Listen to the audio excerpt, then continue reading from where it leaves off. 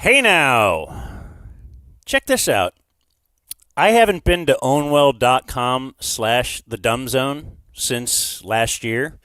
And then all of a sudden I got an email from them yesterday just saying we're working on your property tax for this coming year. They're going to take a look at. So once you go and sign, I didn't realize this.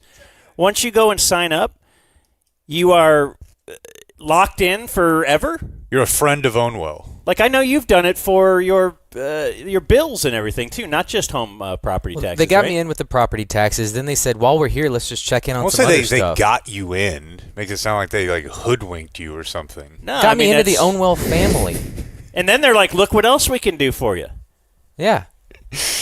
They're great. They are great. Ownwell.com/thedumbzone. You think about saving a couple bucks here and there on a coffee. Ownwell can save you hundreds of, or maybe possibly thousands of dollars on your property taxes. The biggest thing, they take it off your plate. They do it all for you. They handle the protest.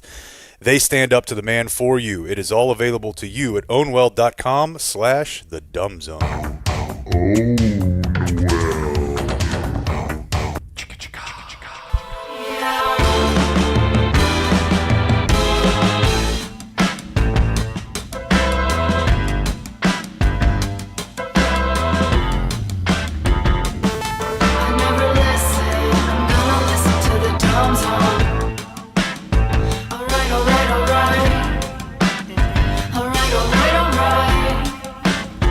Pump a tune. You ever pump to this? I'm talking weights. I'm not talking whatever your dirty mind is taking us to. This is the Dumb Zone. We're in Phoenix. We're at Brewers Spring Training. I'm Dan McDowell. I'm Jay Kemp. I'm Blake Jones. Nance is definitely thrust into the theme of the Masters, right? No, he's made sweet, tender love. Yeah, sure. To his toast. Nance style. But some talk show host has definitely humped to his own theme, right? I wonder. I'd or like TV to know. star or something. Jorts. Definitely like Pat Sajak. Okay, yeah. You'd have to think. What if you're like Dennis Franz? Do you put on the NYPD Blue theme? I don't know. But back to your original point, it is a pumping tune. I was thinking we don't really know who we could ask. We can actually ask VJ Boyd. Has he ever fired up one of his shows? Has he ever Netflix and chilled to his own Netflix? Yeah, with himself. Anyway, we are at Milwaukee Brewers Spring Training. So great to be here, man. It is a lot of fun. It's a lot of fun. Baseball's happening. The air feels nice. Birds are chirping. Pigeons. Sun is out. In the case of our home. I've gotten to know the pigeons out back. Oh, at our Airbnb? Yeah. So we're not in, I don't know, I was thinking about the Airbnb. And what you would call, like, many are saying to me, Dan McDowell, where are you staying? Like, you describe the neighborhood. I would describe it as a one-word No. barrio. No? Not quite. It feels barrio. TC says yes. It's giving barrio. He's married to a Mexican person. I've walked all around the neighborhood. Yeah. I'm trying to get some steps in. Mm-hmm. And I've noticed there seems to be a severe lack of concern over winning yard of the month. There does not seem to be a... It's not like going out for bobsled in America. The spot is available if you want to become the top yard. Yeah, move your mom into this neighborhood. Oh, domination. And blue ribbons and trophies 60 everywhere. Celtics. Yeah, TC and I were talking about it a little bit last night. I don't know. I do associate the structures with barrio. And it's the outside of the neighborhood that's concreted in. But even the nice neighborhoods here have that, though. Like, if you go to a nice suburb, even they have that. But I don't like it because it does feel like you're kind of locked in there a little bit. But barrio, we're not, like, in danger, I guess is what I'm saying. Okay. I don't think. A lot of dogs. I'm just keeping my dog outside. Yeah. Just to let this guy walking by know that he's not in danger. These are big. These are the type of dogs that are indicative of do not come behind this. There's no toy. I haven't seen a toy poodle. No, I have seen a few Chihuahuas if you want to lean small, but no toy poodles. But the pizza yesterday, we ate at a great pizza place. Great place. What was it called? Pizzeria Bianco. Is that right, TC? I would say it's as close to Cane Rosso as you can get. I would imagine without being quite as good as Cane Rosso. I would imagine Jay has an opinion. It's a place that you'll see on. It's a place that is see and be seen type on the food TV channels. Okay, we got right in. Yeah, and right out. You know why? Because there were no women there. Order. It's remarkable how quick you can get in and out of a restaurant. You guys ready to order? Yeah. Group of We've been here 30 seconds. Black Ops Navy SEALs. We looked at this menu and immediately to the point where we're supposed to be. And right. Have the car outside in 5 minutes. They did seem to have some harsh rules. Yeah, that was a bit of a... We weren't sure if Matthew, our friend from the Brewers... Is Matthew or Matt? I've heard some people go cash with you, and I just don't feel comfortable with it. Oh, okay. Well, Matt, our friend with the Brewers. We weren't sure if he was going to show up or not, so we were like, 7. Oh, is it your whole party here? No. Well, okay, we can't seat you until then. Okay, well, then 6. Yeah. And we're just like, we're not sure if he's going to show up. Well, we only allow 1 round of ordering. Wait, what? So if he shows up in 10 minutes, you can't then order another pizza. That's right. Okay. And so then when we were all done eating and before she brought the check, she said, do you want any dessert? And I told her the rule. We are not. He did. I'm sorry. I didn't catch that. He did. We are not allowed to order. He did. Yeah, I mean, you get it, but it was a little bit... This is how good necessary. We are. Yeah. You don't want somebody holding up a table we sat right down, forever. and there was a million tables. There's still a million tables open, but they had to keep this facade up as if there's double lined at. Yeah. Is that why I never got a refill? Only 1 round of drinks too. I do not believe I had a refill either. Oh. Yeah, we're batting. We have a low ops on refills on this trip in general. Last night, TC, Clayton, myself, we took a treats journey. We drove like 20 minutes for dessert at like 9:30 last night. Just took a little drive together. Ice cream? A listener had alerted me to an ice cream place Called? Novel. And they have a truck, I think, downtown, but they also have one over, where were we, by some campus, I think, TC. I think I keep hearing a truck in our neighborhood. Ice cream truck? Yeah. Yeah. Clayton's been trying to track it down. Oh, 5 o'clock? Clayton's going to be running out there? Well, I don't know about running. Novel, their move is they put ice cream between donuts. Oh, okay. So it's more of a health food type. Yeah, vegan. But we made the trip, and, I was worried because I would do that on my own, no problem. But immediately, TC's like, this was a great decision. Let's come back tomorrow. Oh, really? Yeah. Okay. Would you guys be in for one that's earlier? Although you don't have to go with me. I'm happy to Joe Flacco it. It's like we all celebrate Joe Flacco and cheer for it. And then when we're together, we're like, oh, we can't Joe Flacco it. Well, I mean, that's true. But the difference is that your life is Joe Flacco. Yeah. And that you have a lot of time to chill on your own. You don't know what I do. I don't. You have no idea what I do when I leave. That's a good point. So we're at the midway point in our journey, thereabouts. And that's what I felt yesterday as we're sitting in the, everybody's kind of getting their stuff ready for what are we going to do this evening. And, we had to run the dishwasher. We've used enough dishes that it's like, all right, let's run the dishwasher now, and then we'll be good for the whole journey, Now we can just fill it, and we'll never have to run it again. I noticed some guys are doing laundry already. Like, make sure I get enough to get me to the finish line? Yeah, the older I've gotten, the more I've begun to favor pack less, do long. I guess it's probably just when Airbnbs took over. But yeah, I'll just wash it every day. Why not? Hey, Grim, grab the mic. Run it back. For a second. I do have one comment that I want to make sure. I don't want to sidetrack you too much, but I've noticed it at your house. I've never brought it up to you. I assume I know the reason, but the leaving the dishwasher open at all times, is that just a dry out thing? It's just this morning, yeah. It's not all times. Well, like at your house. Yeah, it's a dry out thing. Okay. I did it today You for do us. this too? I do the same thing. Okay. It's I'd the- never seen anybody, but I'd also never seen anybody have two separate blankets, and now These find are out the that's new commonplace. crappy dishwashers that the world has told us are energy efficient.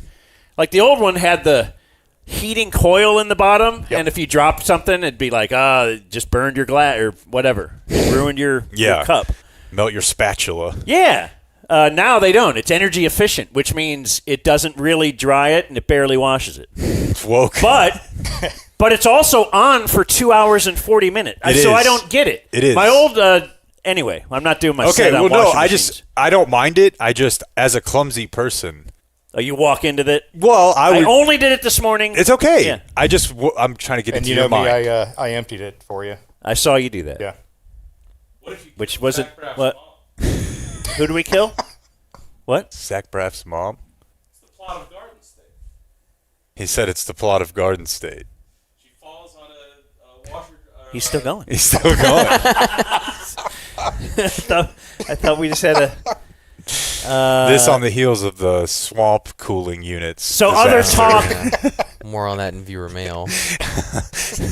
Lot more. Unfortunately. Talk had begun too that I'm, the fly on the wall for of the guys who drove and their exit strategy. And Matt Grimm is the kind of guy, he plans shit out. He's going to know a few days in advance, like what is exactly the plan. And I mean, he knows how to deal with me. He's got to plant an idea and make it seem like it's mine in the end. I know his game.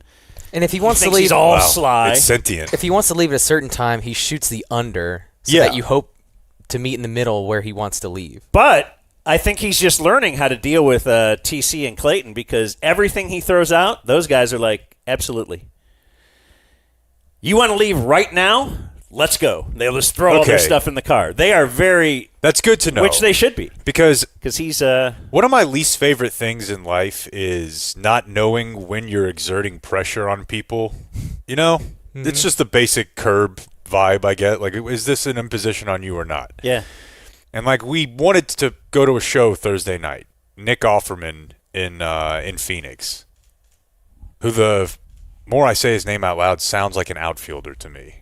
Like, Oh, yeah. we're definitely sure Nick Offerman is. I don't think he's ready. Is the I feel like He's put him struggling down in with the curve AAA. at Let's just double. make sure he's So, but that would require you guys staying ostensibly until Friday morning, when in our trips in years past, you've left basically right away whenever we were done with the show on the Right. last day.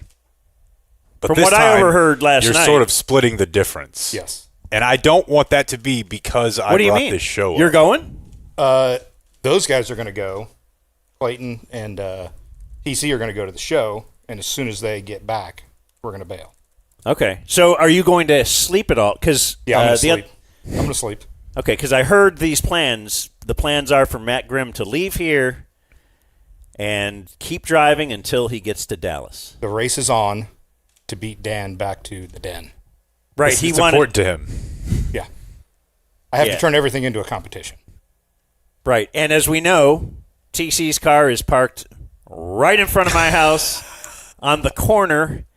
Like there are now detour signs around Right. just how to get around TC's car and through my neighborhood. We've discussed that. We want Mrs. McDowell to have a great weekend, so before she gets home from work, we plan to have TC's car Towed. in a different spot. I thought you were looking at the Apple Maps, though, deciding this is probably you're unable to get there before. That's not what I said. Oh, Oh, that's these guys. That's these guys. okay. This is the wolf. You're sending the wolf.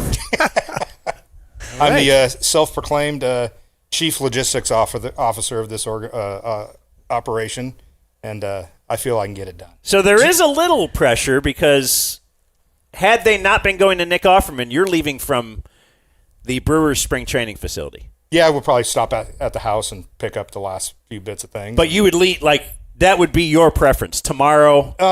No, At I'm 3 fine. o'clock. I'm fine waiting for these guys to go to Nick Offerman. I understand that's a big deal. But if there was no big deal, if everything there was even, no Nick Offerman, we'd be out. that's what I mean. Yeah.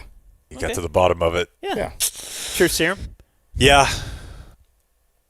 Well, But TC last is not time- one usually worried about others. And I speak from and that's why I'm putting myself in experience. this position. Yeah. I'm just saying I understand your bit. You were not that worried if somebody would see your car and that would be in somebody's way. You just weren't thinking about that. You're not thinking about, are you bothering Matt? And I live that way too. So don't be offended. I was absolutely worried. That's why I didn't park in your neighbor's yard. I could have parked in their yard. Yeah. What I remember about the drive back last time was the wind, darling. That was scary. I was sore for a couple days fighting that wind. Yeah, because you were having to lock them up Yeah, we were. Well, I wasn't The locking it wind up. blowing that was, the on the vehicle? way back from the wind Colorado. was. We were driving southeast on 287, and there was a strong north wind. So I was. It was intense, dude. It was. Remember Amarillo? Getting out in Amarillo, that wind. I don't remember. Didn't we see a truck blown over? Yeah. Really? Buc-ee's didn't have tuna sandwiches, and you were not happy about it. Or tuna jerky. Or what is it called? Salmon Salmon jerky. Hey, you know what that wind makes me think of? Community Mechanical. Oh, There for wow. your HVAC needs. Okay. HVAC and wind needs. CommunityDFW.com, 469-667-7290. Preventative maintenance is what it's all about. Have Travis and the boys come out, do a little PM, give everything a once-over. Maybe you just had your house remodeled. That's a situation where it turns out a lot of times the people who you get to remodel your house, they don't do everything correctly. And you have to have somebody else come over, give it a second set of eyes. Is that what he did with your mini split? He had to put in a thing in your office, didn't he? He did. Yeah. He did. And if you're doing an addition, really no matter what your HVAC needs are, whether you're just some Joe Schmo or Brandon Aubrey, it's Community Mechanical. Or if you're some slapdick. Slapdicks, text 469-667-7290 Don't you? or hit up Travis anytime at communitydfw.com, communitydfw.com. And a big special thanks to our main sponsors sending us out here, Qualis Roofing. Oh, they even have the Qualis drone out There here. it is. Qualis I will was use waiting their on it. drone to evaluate your roof sometimes. Mm-hmm. And it flies high overhead now. High over spring training. Like it dipping into the mountain. Ooh, in and out of the mountains there for some baseball action. Yeah. There you see the Brewers down on the field getting some cuts in. A lot of concern Little about PFP. the hot corner. Really? Yeah, I found a move was made. And Qualis Roofing is, I mean, who's ready? That's the problem. Qualis.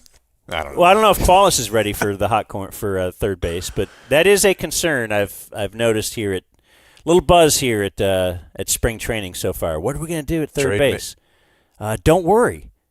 I mean, it all worked out last year, didn't it? It did. I got baseball stuff. I love it. Want to talk a little baseball? Sure. Want to play a little theme?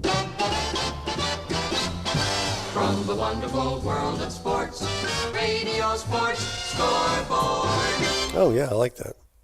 What else do we have on today's show? Oh, Some viewer mail for sure. here's non-baseball. Went to get a coffee this morning, as you know. And little sports radio is on. Were you listening? Yeah. Driving to get ice cream? Yeah. And this morning. Big topic today was Pat Tillman's brother. Why? Well, he was in the news recently. You remember he, Yeah. was he sentenced? Apparently, one of the hosts on this show was at Pat Tillman's funeral. That's not surprising to me. And just recalled how his brother walked up with a pint and had a few things to say that seemed to contradict what everybody else at the religious funeral were saying. And they're promoting patsrun.org. Apparently they have a run set up this weekend, which is a 4.2-mile run that will end at the 42-yard line. because Pat Tillman loved Jackie Robinson. Yes, he did. He dedicated his career to him. In fact, that's why he signed up for the military. And this is a very Because serious. Jackie Robinson did. Yes, a very serious segment where he said that the brother, it's tough what he's been going through, and family says that he's gone through some mental health issues, and I wanted to bring this up to you in case you wanted to do more research on this. The brother has been live streaming his altered self on social media. Yeah. His altered self. I appreciate that you're coming to me with this. I'm going to try not to take it as disrespect, because you know that when You're Pat already on Tillman's this? brother lit that post office on fire 6 months ago, I spent hours trying to find. They're all deleted. He was using like a Hebrew name, like he was using like some, I don't know. TC and I might have talked about it some, but he was real hippied out, and he was speaking in tongues, and he was quoting the Bible, but also like the stock market. He was fully gone, and at some point they were archived on Reddit, but I wasn't able to find them. But yeah, that's he was altered. He was altered heavily. All right. Well, anyway, that's my, 10-minute, 15-minute drive to and from coffee this morning. That's what we're talking about here on Arizona Sports Radio today. Pat Tillman's brother. Here at the ballpark at Brewers Spring Training. And in all of baseball, I think it was a pretty huge story when the Major League Baseball Players Association executive director resigned yesterday. Mm-hmm. So it's Tony Clark. I think I remember he was a Tiger player. And they had an internal investigation. It revealed he had an inappropriate relationship with someone who had been hired by the union back in 2023. So now you have power imbalance? I mean, he's the head of the union. Right. And you had hired a lady. Who is this lady? Oh. Says here the relationship was with his sister-in-law. And now, I don't know that you'd call it the overworked Twitter joke, because it kind of feels like an overworked Twitter. I actually am interested in the answer, not a joke. Which way? Is this your wife's sister or your brother's wife? Mm-hmm.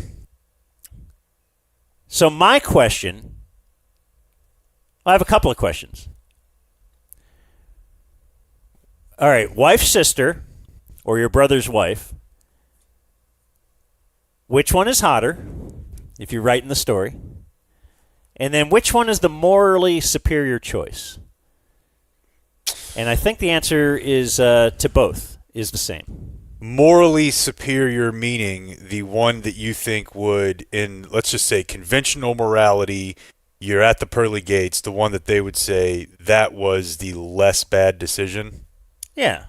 That's the one that you're saying is morally superior? Okay. With those terms set, I would say probably based on your rules you just set forth there, you're going to say the more moral decision is your sister's, or your wife's sister. And there's no doubt you think it's the hotter decision. Well, because, you don't want to, I mean, you're messing with family. Be a bro, dude. Don't be have relations with your brother's wife. Your wife isn't your family. You've just messed with blood if you have sex with your brother's wife. Yeah, but there's were you going to say like kids, TC? Well, if you consider the wife's perspective, her feelings are going to be hurt a lot more by her sister. Yeah, he didn't. But whenever you're talking about moral questions, like how other people feel about it is kind of the big thing you're looking at. Well, no, now the morally inferior choice for the wife's sister, she's made that. That's not you, though. You're not her. You're not policing her.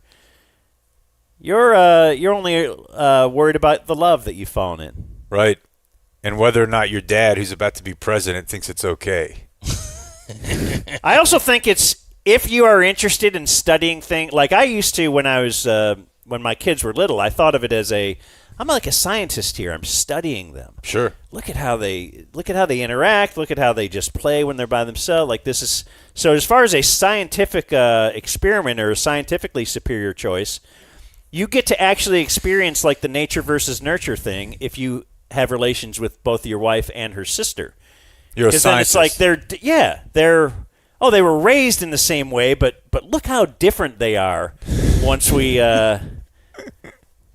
remove all inhibitions. But I think you're also, if we just talk it out here, history is full of stories where the dude is nailing his brother's wife, and that is perceived as like a pretty big hot play, you know? Yeah. Like obviously you're No, immediately they're both hot. The question is hotter. Okay. Yeah, And I'm then there's no shortage of lore on All right, that sort if of you thing. have to choose, you have to do one of those. Which one do you do? You've already got me. You know my choice here.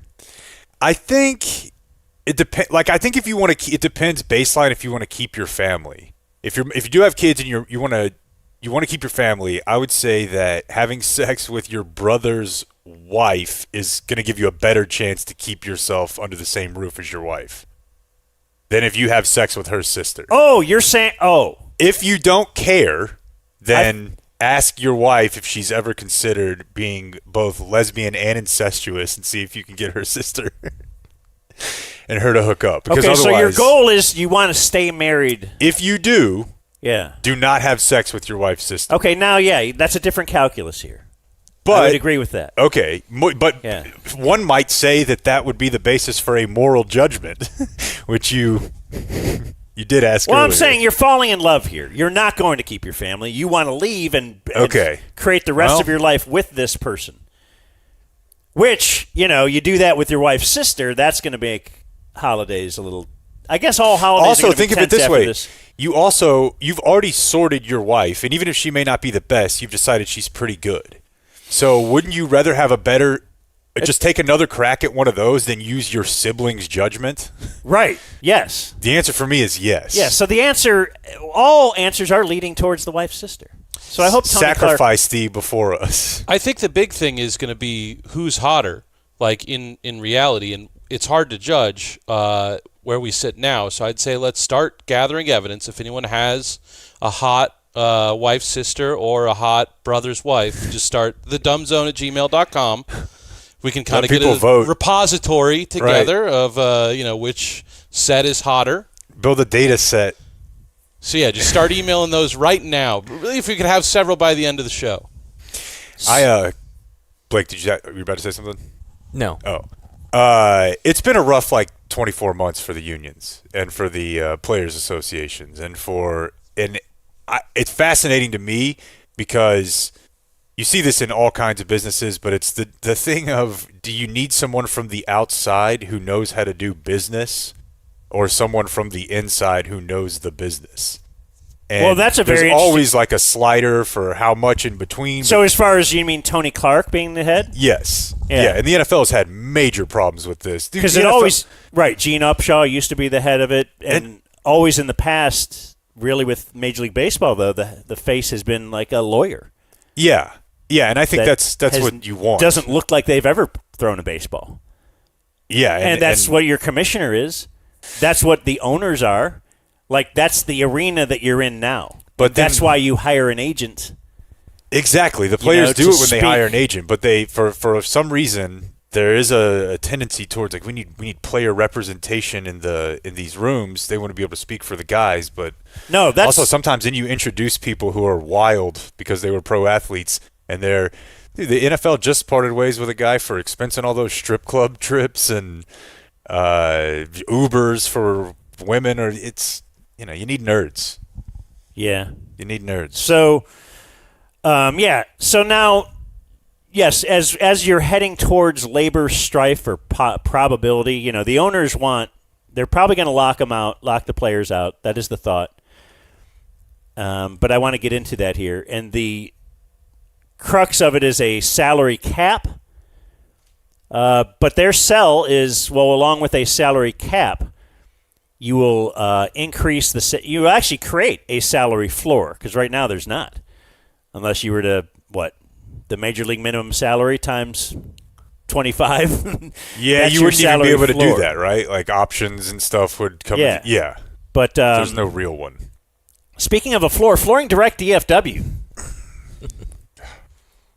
can help you get that new floor. So if you're Major League Baseball, you want a floor installed, you go to flooringdirectdfw.com/DZ. And you can check them out right now.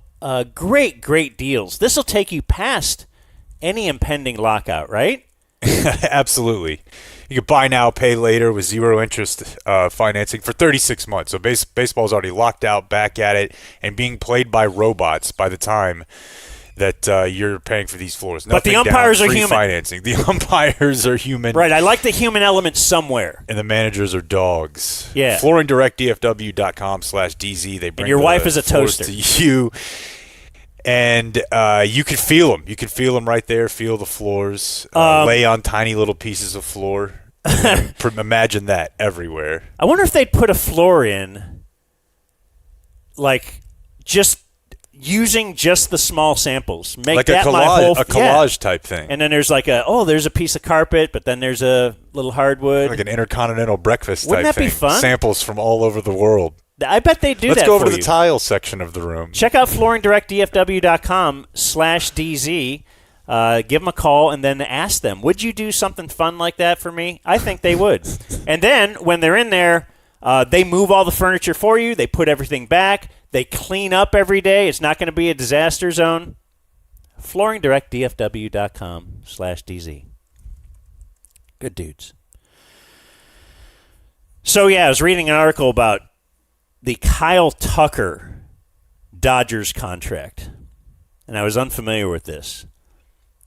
But this is a big part of why the labor relations are where they are now. So the owners are upset that their franchise valuations aren't growing as quickly as franchises in other sports. Okay. I guess.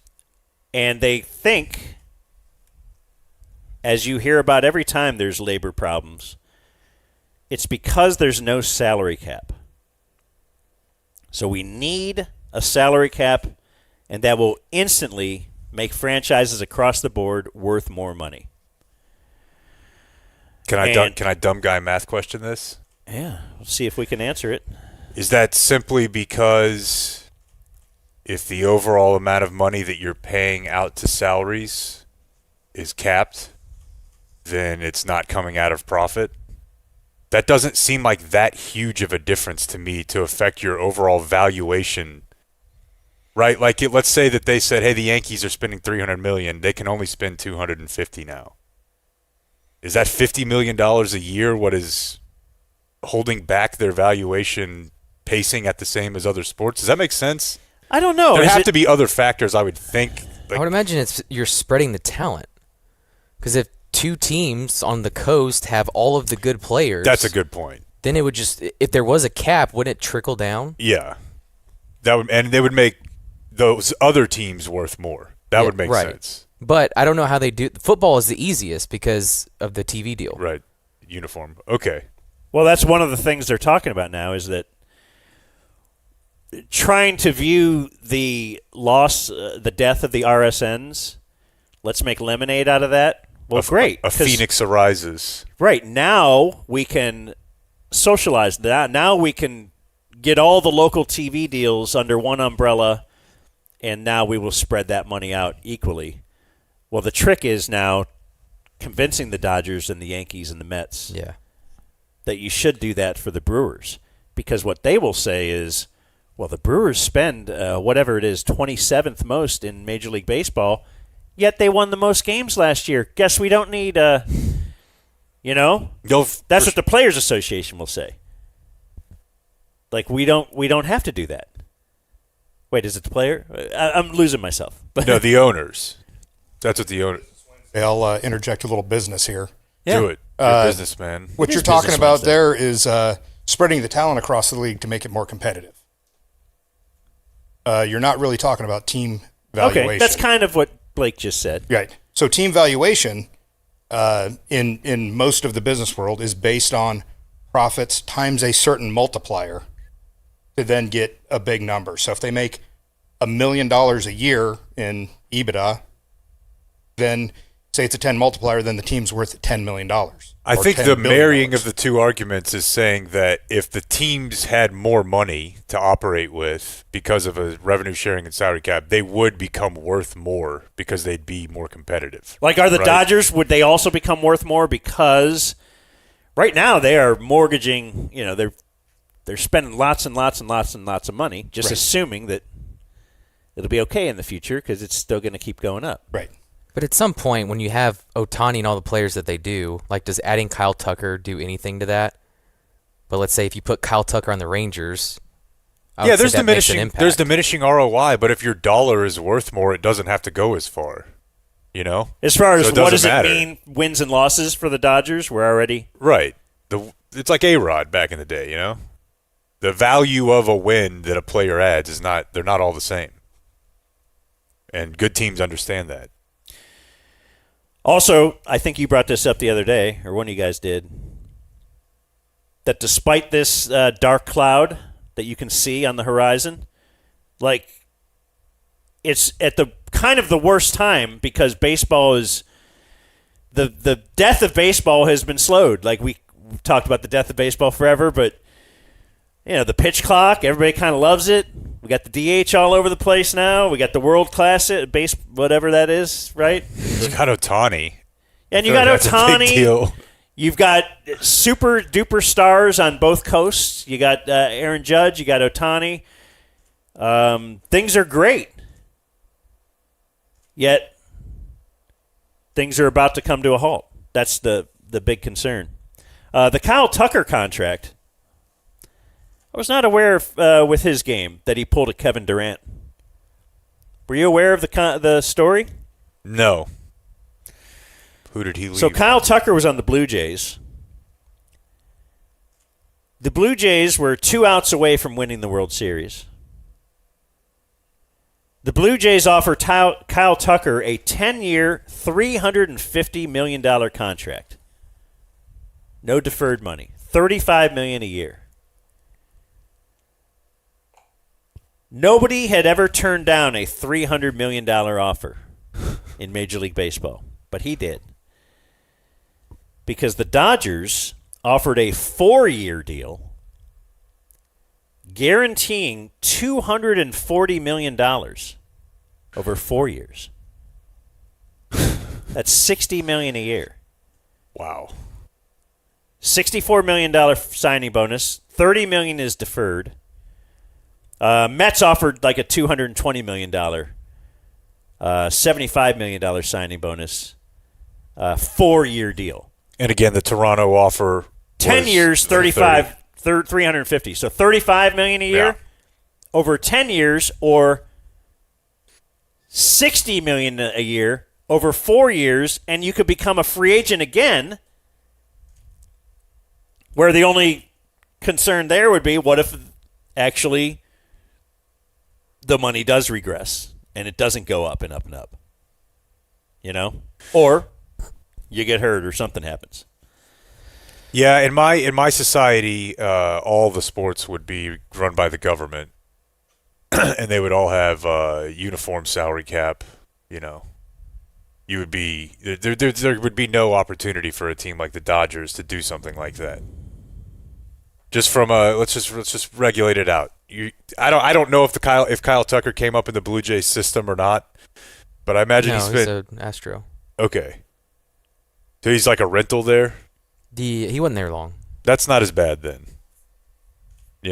That sort of happens, but you hate to see. That's not Kevin Durant was drafted by the Thunder, Right. and I'm not like that's a weird situation for sure, especially since the AAV came in at double. That's embarrassing. That's like making a mockery of the market. Well, and Ohtani's contract did the same thing. Yeah, but He there actually- was nobody else making serious offers to him of $35 million at the time. But yeah. Dodgers pay him $2 million a year, and they've deferred $680 million.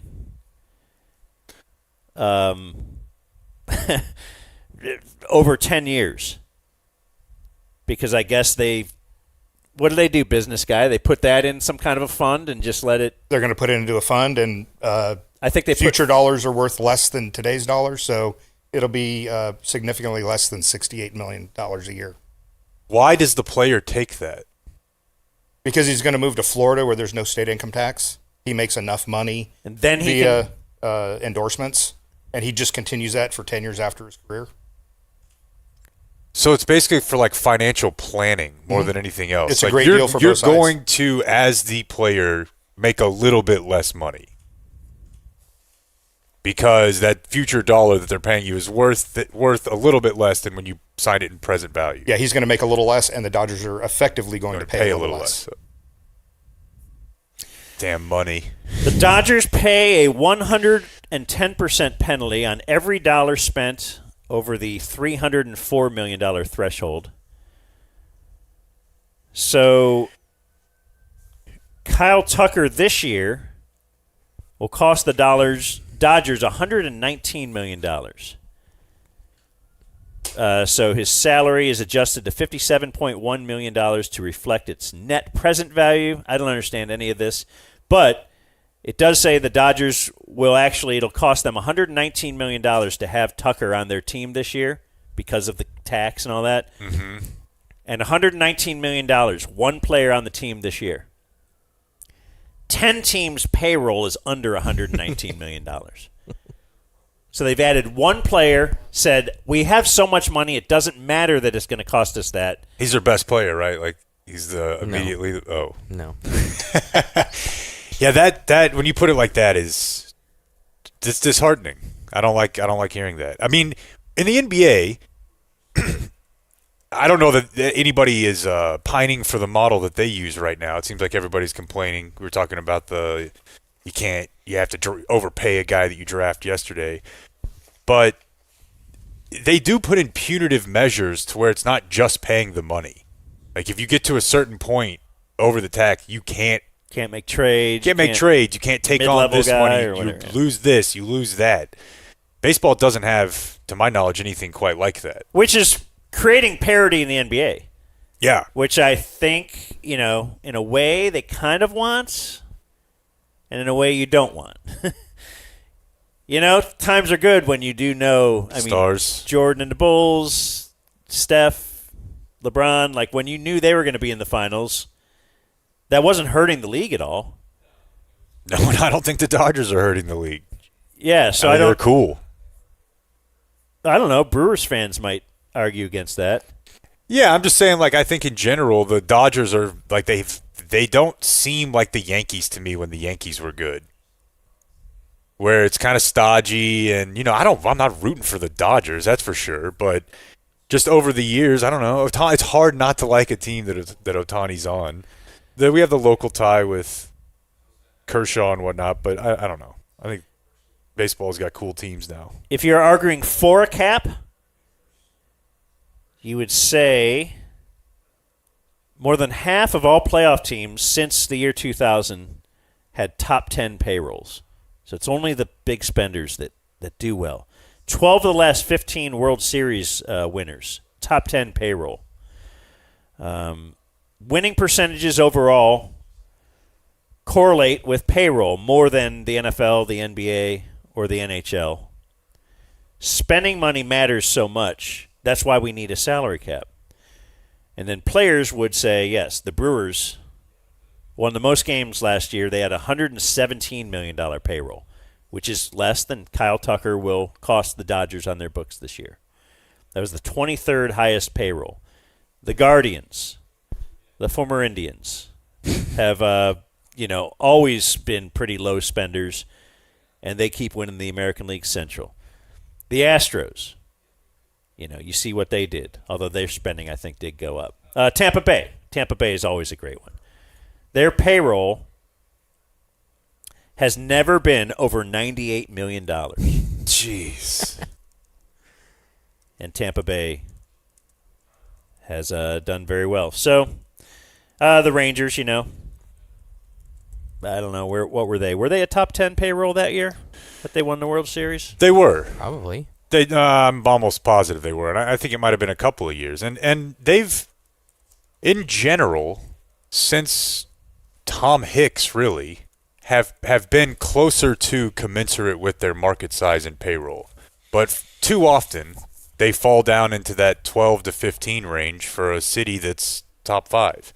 There's no reason in baseball for you to not be spending with your market. Is that a big deal when you were growing up? Did you just kind of understand? Never. Like in because that to me was when I was growing up why I didn't understand why the Rangers weren't like basically the Yankees. I didn't understand that New York was that much bigger than Dallas, but I knew DFW was huge. And I'm like, well, why aren't the Rangers badass then? Like as soon as you understood that there was no salary cap in that I guess league. growing up, I grew up in a market that you knew was That's what I'm tinier, saying. and that's why anything felt a little better. Like the 90s Indians, when they burst through, it was like, wow, they're doing this despite – right. Like, it felt a little better. But, yeah, if you live in DFW, you should always expect your teams to spend crazy. It's it comes and goes, but voila, almost every time they do, they're pretty good. But obviously, you don't need to do it. There's teams like the Brewers, but usually the most sustained teams are teams that can do both, and that's like what the Dodgers do now. All right, a couple more things on this. First, fairlease.org. We should mention them today. They're one of our great sponsors.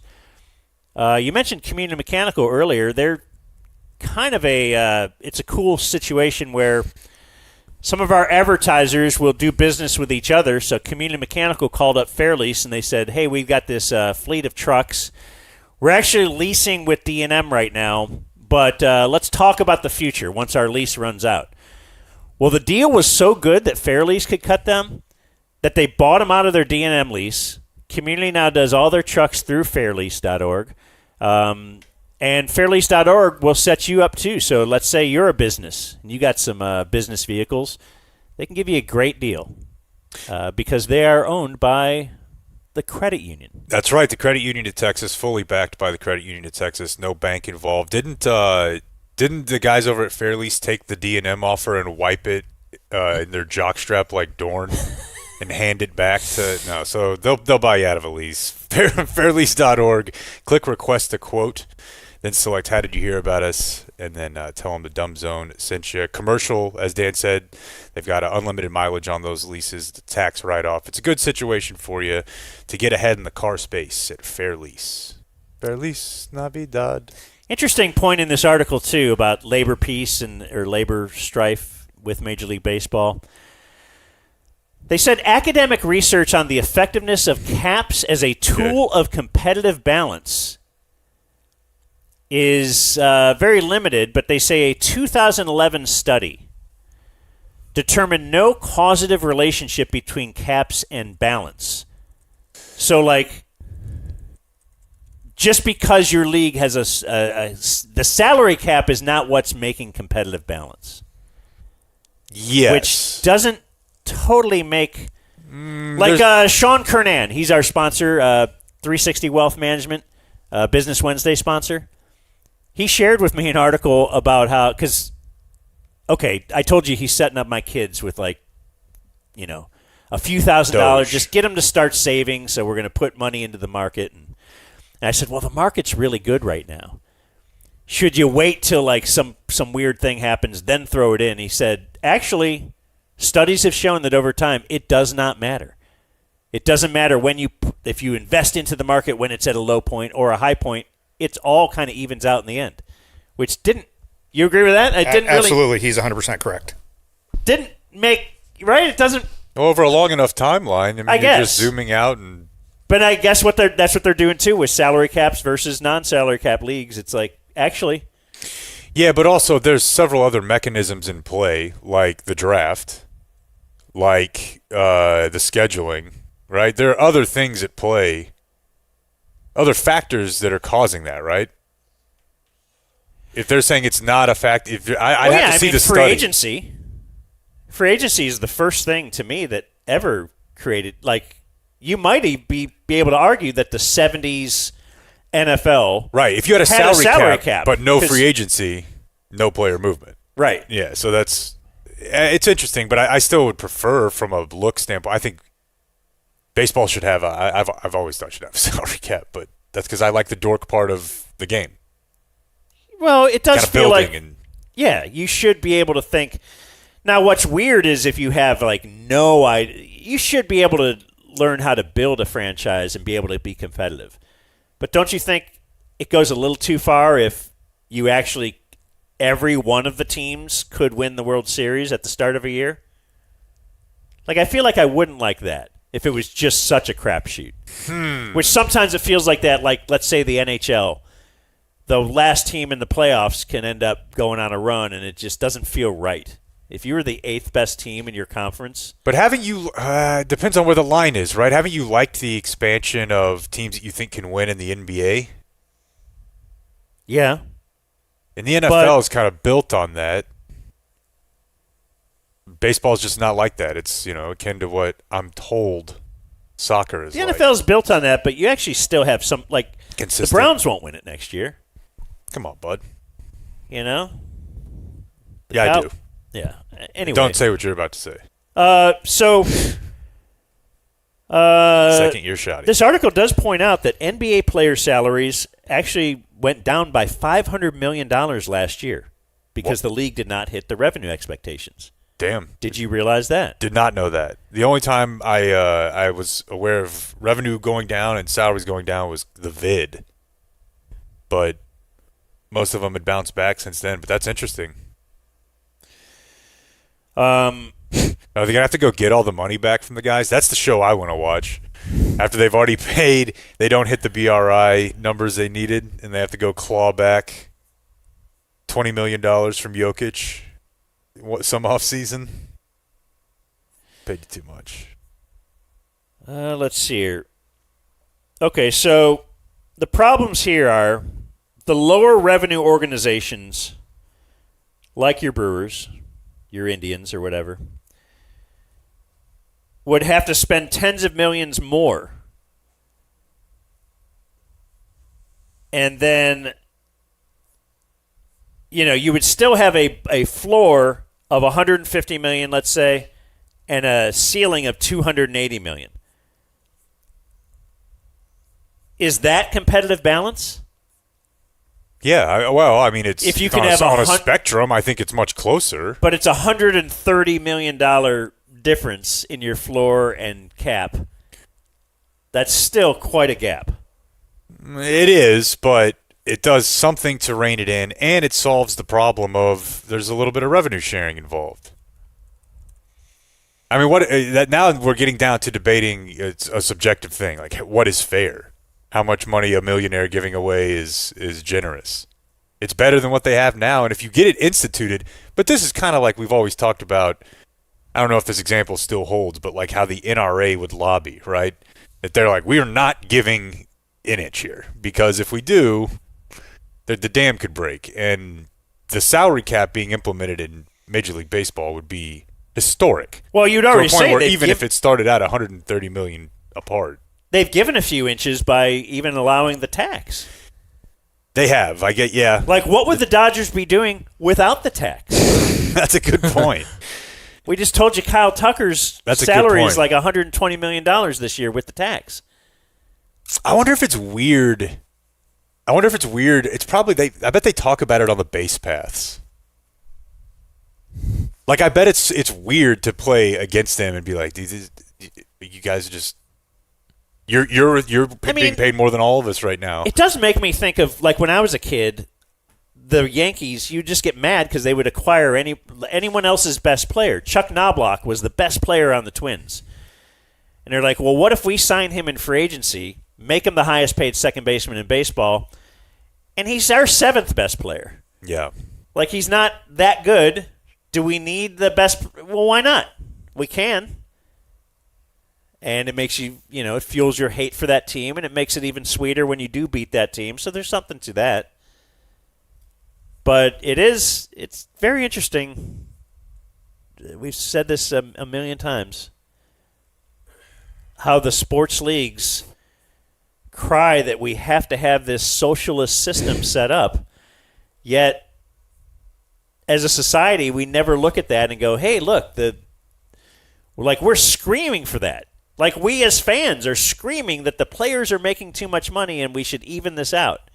Yet in life, somehow they've conditioned us to think that would be the worst thing ever if we were to even things out a little bit. And that's kind of like even the argument I would say you would make. We're not talking about – yes, I do think there's a value of people that work harder should make more money, and people that want to just lay around should probably – right? I agree. But it's looking kind at of like the guy next to you might not, but I do. Well, no, I mean, it's the same thing as, well, let's cut it at least to a $300 million cap and 130 floor. Like, agreed, it's at progress. least, should you have $80 billion? Okay, what if they didn't? And it just helped pull that floor up a little bit.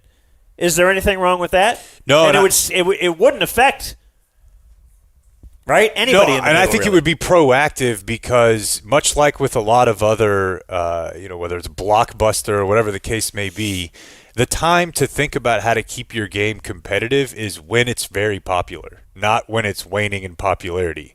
So if they think they have something now, they need to be thinking about what they want it to look like in 10 years and whether or not they want it to look like it does now further down a 10-year path where only a couple teams can be truly competitive. So I don't know. If baseball institutes a pitch clock and a salary cap in one decade, it's like one of the larger shifts in a sport, at least in my lifetime, for sure.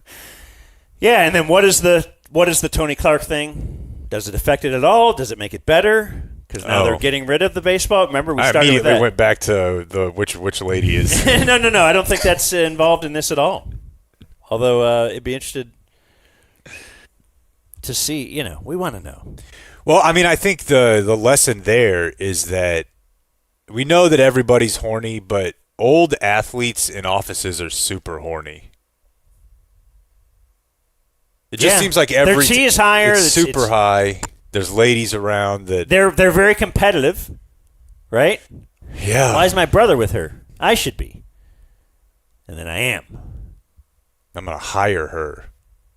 That'll get Yeah, I'll give your talking to your wife. I'll give your sister a job.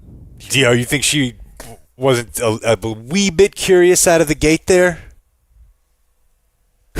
I'll give your sister a job. Oh, she's got a job. Viewer mail? Sure. Brought to us by Game Day Men's Health. Let's throw that at there because we haven't been to Game Day Men's Health this week because we're in Arizona. No, but I was definitely in there Friday before we headed out of town, and I'll be there Friday whenever we get back. It takes like 2 seconds for me to pop into my Game Day Men's Health location. Why not? Sure. And get my TRT at 10% off for life.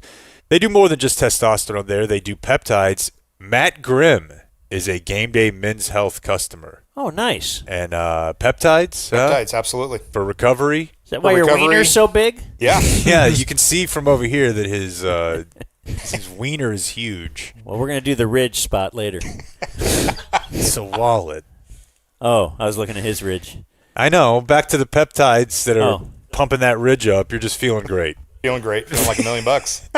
Which location do you go to? North Richland Hills. Oh, they got an NRH? Nice. GameDay.dumbzone.com. That's 12 area locations. They've got the GLP-3 weight loss option if you're looking to lose a little bit of weight. Yeah, fatty. Muscle recovery. Yeah, so if you're fat and your dick, I'm sorry. Yeah. Once you get it started, I can't be the guy to bring it down. That's not good. You got to focus.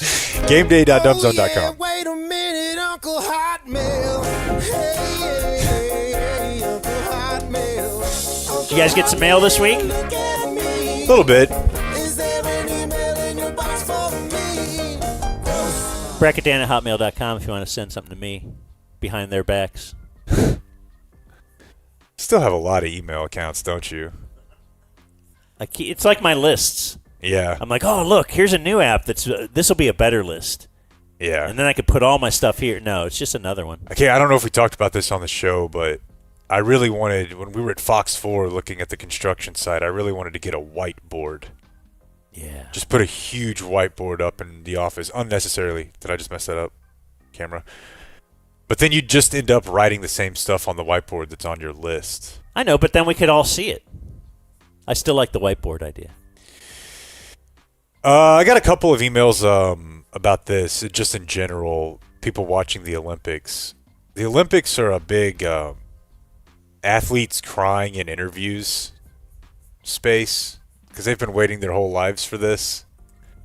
In general, what are you guys' thoughts on that? Like we're gonna run over to the 16-year-old. She's crying. She's been working on the. I guess I know that it's part of the appeal for some people. It's like this is a real moment, but some of it and do you think the athlete wants that publicized? I would doubt it.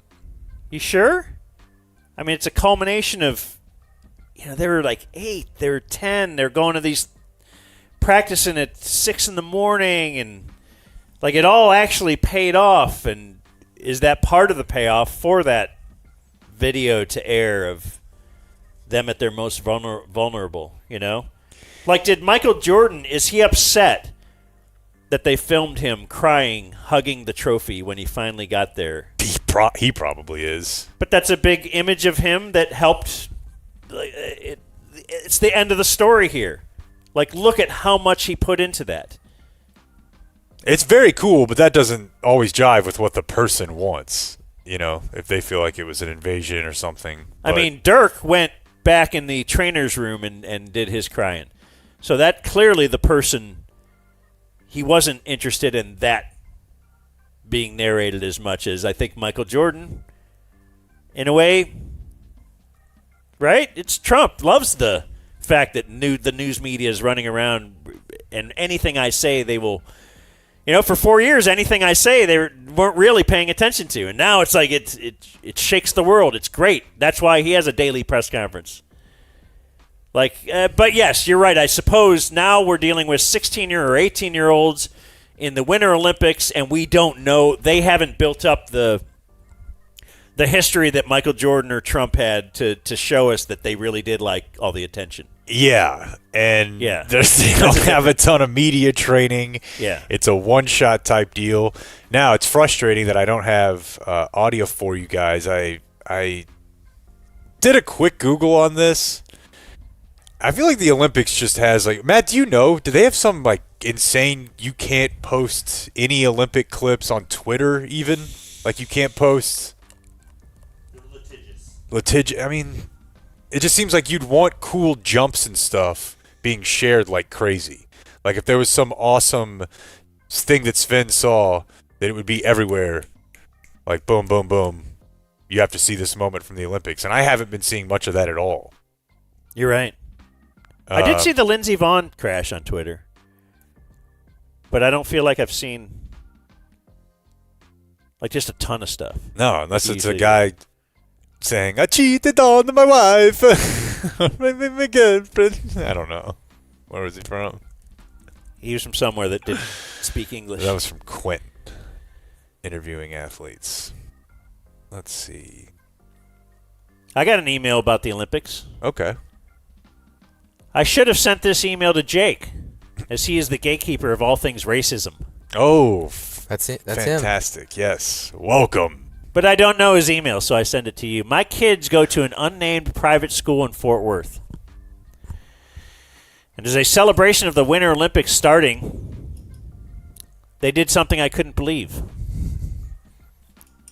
They assigned each grade a country and told them to come to school dressed as that country. Okay. My son is in pre-K. Was assigned Mexico. No. My All daughter's class got Japan.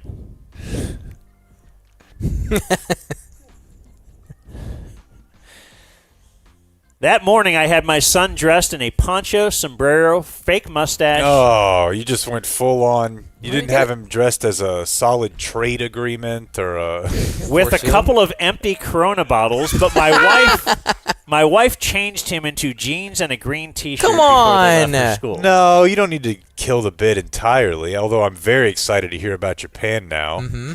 Did your kid have something like this at school? grab a mic because I have heard of this before, but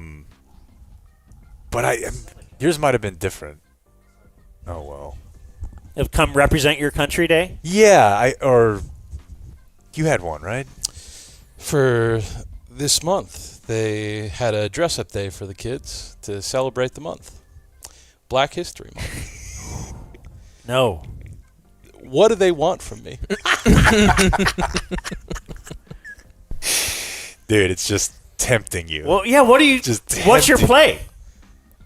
I don't know. So if they like- say Tuesday, Blake, dress your kid up for Black History Month.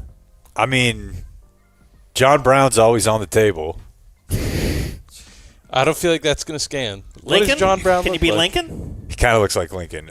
You probably, yeah. Is there a problem though? Do black people have a problem when we say? Damn, I can't even remember the guy. Like Branch Rickey. What a great guy. Yeah, I think so.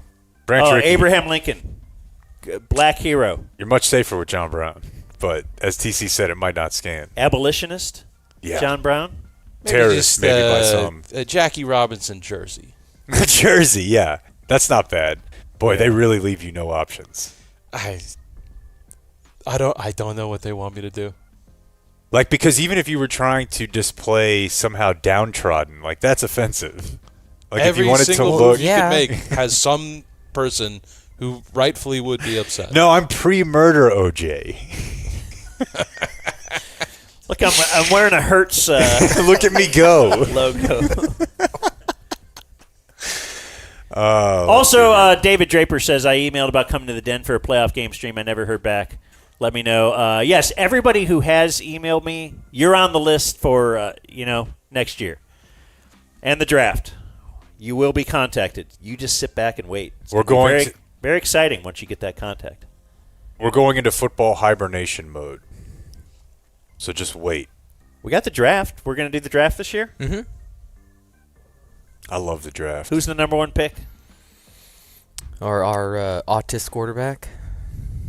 Fernando Mendoza. There's something going on way besides autism. Should we trade the number one pick? Should the Raiders load up? You know what? I saw some talk about that online, and someone had pointed out, that the Rams traded a bunch of stuff to go up and get Goff.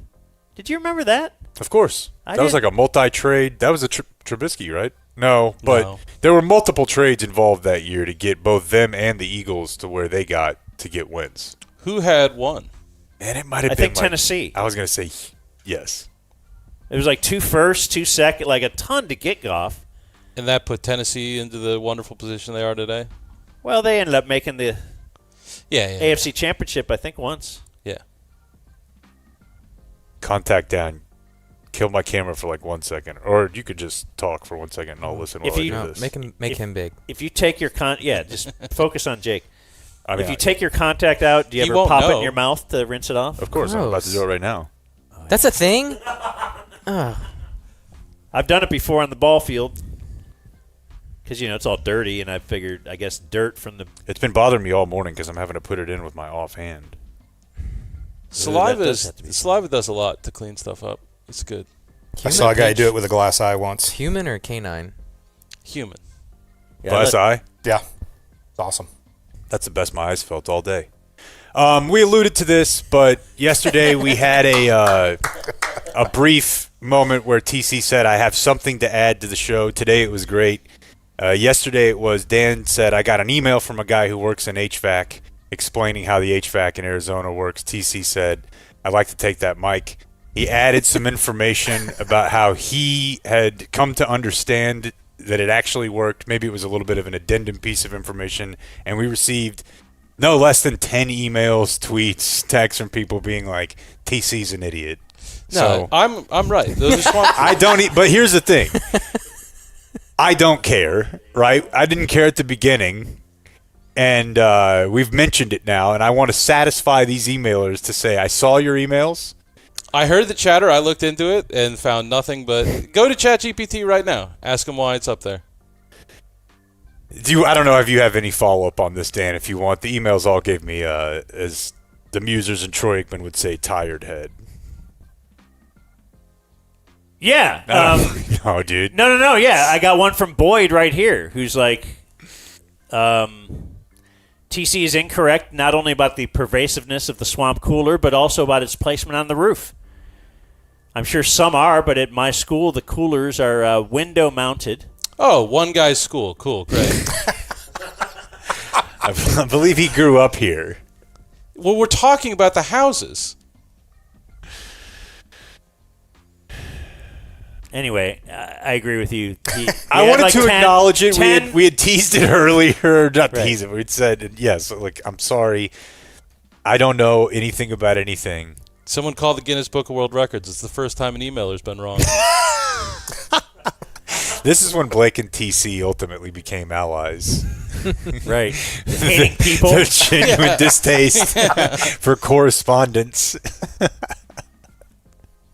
I have a gummy Olympic thought. Ooh. An Olympic gummy thought. Bum. How many notes can you do before it gets banned? Just do your You voice. can do it. Bum, bum, bum. Black Olympics. Bum.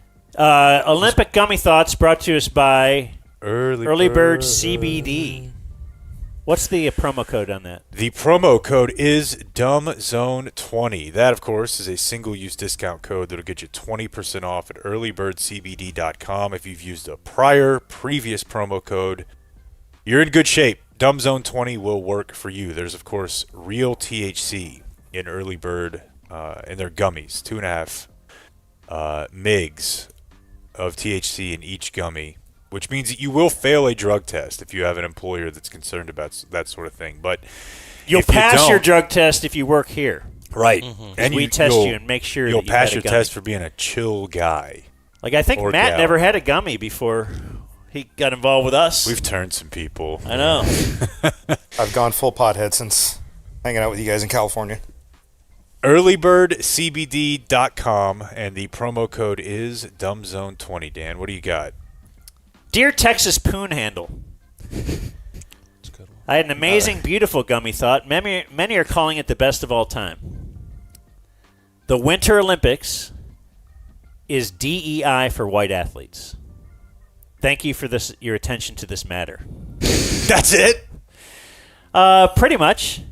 And I think now it's time to discuss. The Winter Olympics DEI for white athletes is kind of spot on. Like, we need something. You had your Summer Olympics. And what if we just do a bunch of sports that only white people play, therefore, voila, back on top? Yeah, but the winter favors the northern nations. The Summer Olympics favors the southern nations. That seems fair and equitable. Okay.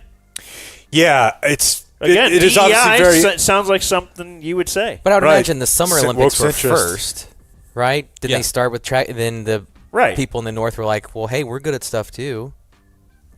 The question. what? The question is this. Well, Well, we get on our skis and take them to work. Oh, okay. Let's have a competition of that. Well, I'm really good Okay. at shooting a gun on skis. Well, where do you think Oh, running really? came Okay, from? let's make that. Where do you think running came? I mean, people in the Olympics were just running. That's because they were just running to work or running after lions or running away from this or that or whatever. And now they're going to overtime. They're going to run for competition. There's something to what you guys are saying about the northern sports feel more engineered to provide a winner than an adaptation of something that was actually happening. Like bobsled or skeleton. Was someone doing that? Like cross-country skiing, that's analogous to running. Downhill Okay, let's slalom is take it- analogous to let's- like sprinting and doing hurdles. Let's take right? it to summer then. Was there somebody throwing a javelin Well, to yeah. kill an ape or something? I don't know. Yeah, okay.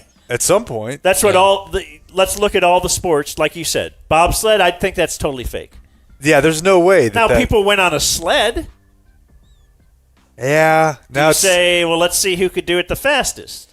Yeah, it's getting down the mountain. That's obviously one of the big competitions. Skiing. Do it on skis or versus Skiing is in cool. a car type thing. Now, to get to the bottom of the sports gene conversation here, which was just a book that was written a few years ago that was basically, what if you wrote Jimmy the Greek's argument in a nice way? and used a bunch of like academic research. But I think what you guys are getting at is it seems like the Southern Hemisphere sports require more like, quote, natural athletic ability. But I don't know that that's necessarily true.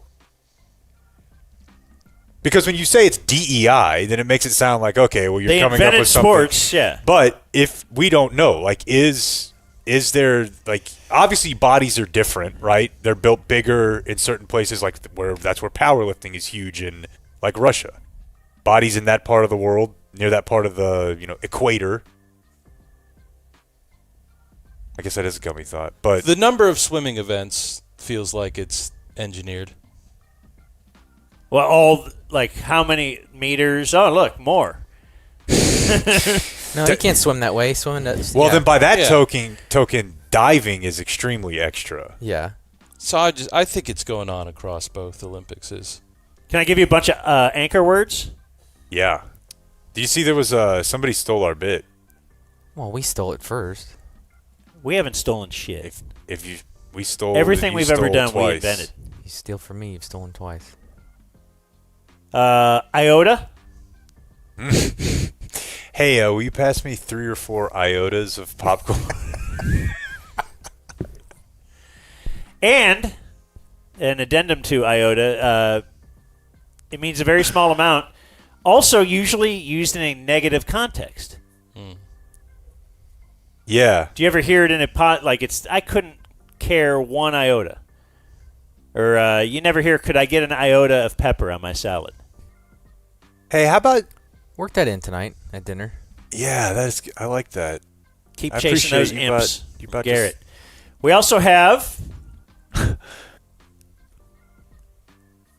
Luke. Warm? No, We said there's no Luke Cold. come on.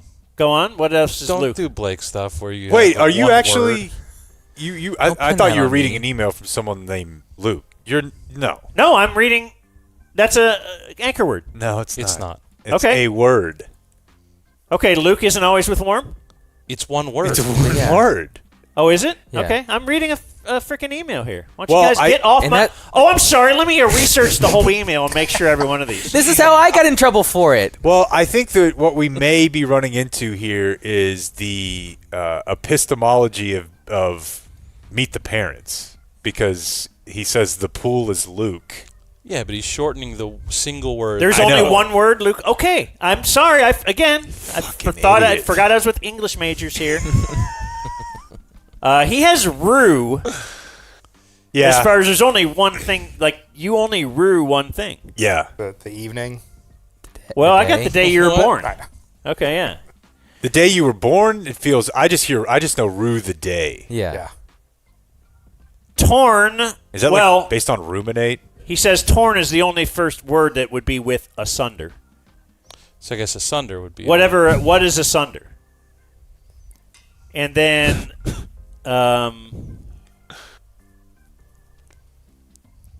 he says, giving Jake my 4th grade penmanship award to keep him from invading Greenland. What does that mean? And I have a morbid anchor word from Tim. Statutory. Yeah. Yeah. What if you just became a guy who started casually saying that? Like at any time there's contract talk, how's that going to work out statutorily? Hey, can you stop? Can you stop saying that? Any other emails, or you want me to roll? Blake, you got anything? I don't. I didn't know if we had any handoffs. I got Jake is dumb. Okay. Got plenty of handoffs. In yesterday's episode, Jake confidently told Dan the reason the steer at the Fort Worth thing sold for so much money was so the new owners could use it for breeding purposes. That is the reason the show is called The Dumb Zone. Steers have no testicles. Testicles are needed for breeding purposes. It's also called the dumb zone because that's the second time you've read that email. We did read, I don't know if we read that specific one, but I do have another one. It's also called The Dumb Zone because you speak off mic mic. and nobody can And hear nobody it can- except for us. So let's get a mic. Yeah, that's the thing. The old saying is you want to castrate them to change their way of thinking from getting ass to eating grass, says Justin. Market Steer Show is king. They have majors, basically. You have a circuit where you're going to get down to Houston for a major. Really? Yeah. Where's Fort Worth rank? It doesn't say. Fort Worth's the biggest, actually, it says, Oh, out nice. of those few. Okay. He said there's all sorts of, like, there's a, is this an anchor word? Seedy underbelly. You don't just pull a bull out of your pasture off a 287 and cut his nuts and you're going to do well. There are cattle producers that specialize in genetics and show calves. Obviously, when that market is out there, competition has many effects. Some kids don't have to do the day in, day out, and they show someone else's calf, and they have a contract with the owner of the calf to split the winnings. We're talking about a Blake and Dan fantasy baseball situation here with a – there's probably all kinds of examples of the rich kid getting to go show the cow while some farm urchin is raising it. But he says it's super competitive. So a calf sometimes will not eat due to moving from its normal home to the show, causing it to look bad. Sometimes you'll see them pump soda in their throats to get them to look full again. If you do well, the calf is drug tested right when you leave the arena. Wow. Yeah. There's a whole wild world of... There's a lot going on out there that we don't really know about. But it does not involve bull semen. Because the nuts... off. All right. Well, there's viewer mail for you. Hey, did you know that there is a 3 o'clock press conference today? So maybe we'll have audio tomorrow. I did know. For what? Christian Parker. Oh. But did you see, like, also in the release it said he will be introduced by Brian Schottenheimer. Now, is this do we take it as, oh, look, Shotty's got autonomy, or is it that Jerry and Steven are so disinterested in this that they are at, the X Games or on the Riviera? Give it to Marty's kid. Right. That's what they said. Let Marty's boy handle it. Let the Hurley He kid handle it. See if he can do this. He's handled some of the other stuff well. Well, I'll be listening to it. I'm excited. Yeah, I'm excited to hear a little more Shotty. What's your article on today? Go to dmagazine.com. And you can read Jake's. I wrote about... Jake kind of ran out this morning like, I don't think I could jump on the sales meeting. Got to finish this article. So I said. Oh, okay. Well, whatever he was doing. He was all out of breath and half naked. Covered in Arctic blast. I just wrote about Javonte. Great deal for them last year. Signed him for $3 million. Got a lot of value out of him, and now seems to be I don't know what to make of the Cowboys' comments on it, but among fandom, it seems like there's a push for we got to bring back our Javonte, and I would caution against that. Obviously, depends on the price, but you've kind of built a team that I think you could have a running back that can just kind of cycle through and treadmill it. Is it the old Javonte proves why you don't sign Javonte? Might be. It would be crazy to look at last season and think that the big thing that happened is that they got Javonte. That's not what changed about the No, they got offensive coordinator calling and installing plays differently. The offensive line you've put, it's like acknowledge that the things you've done have worked, You have good receivers that they have to cover. You have a quarterback that puts you in the right play. Did you have an Javonte offensive stand line. out like George Pickens has stood out? He does a little more, He does after contact, but I don't. I'm just saying, like, he's not in the universe of Pickens. No, the marginal difference is across the NFL. Yes, George Pickens will stand. Wow, this is one of I could see right there. No, it's also like 4 times as much money, but that's where it gets a little bit. How much does it really matter? But you got to be able to find another guy. Love the guy. You fall in love with a running back easily, and I think Jerry does too. Just as the year goes on. I don't know why, but we all do. So are you saying you advocate for letting him walk? Yeah. Okay. Yeah. Yeah, I feel like I'm on board with that. Plus, it's Lipke time. Let it go. What do you think? What's the Brandon situation right now? By the Don't way, know. Brandon says he could come on late tomorrow, and I think we should just do him next week. I don't know what you guys think about that. Okay. I was going to ask you if you were comfortable asking him if he would break the news whenever he signs on our show. Sure. And have people must credit at the Dumb Zone 69. Yeah, so That'd be a good bit. if Adam Schefter Yeah. releases it, he's got to. Yeah. At Dumb Zone first. With the video. And then we could start. With his big fat head behind me. We could try to put numbers on the subjective. Well, what does that mean when you Right. find out that Yeah, somebody how broke many new news first? subscribers Yeah. from Adam Schefter? Did you get a hot tub? Did you get what did we get out of that? Gonna take a break or? Oh yeah, I thought you had more. Oh, no. My bad. Like your mouth looked like it was about to say stuff. I got this email literally this morning from Anson, who wanted to shout out Travis and his team at Community Mechanical. So anyway, he had another HVAC company. And he said there was a part that needed fixed, but the labor would be $4,000. And turned off my heater and gas for safety reasons, and then said it'll be 2 weeks for them to replace it. Sweet. So he said he was already planning on calling CommMech. And then he says in parentheses, I've shortened community mechanical. Yes, Anyway. he has. We'll let him I own can't that talk. one. For an alternate quote, but also to see if they might have a better response time. Now he says, everything I've heard about this company on your podcast is true. I called the office, left a voicemail, had a return call within 5 minutes. Explained the situation. The lady I spoke to gave me emails for both Drew and Travis, asked I explain it to them. I sent all the info, including photos of my equipment. I put in the subject line that I'm a Dumb Zone listener that needs help. They call me 9 minutes later. They gave a ballpark estimate over the phone. It was a quarter of the price the other company quoted me. They sent one of their technicians to the supply store a couple hours later to get the parts.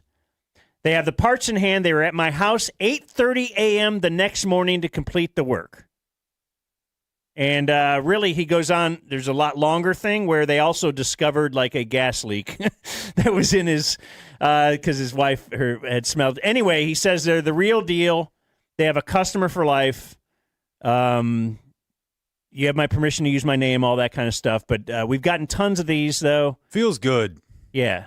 Just to know that people are they're saving people from the cold, from getting ripped off, and they're our boys.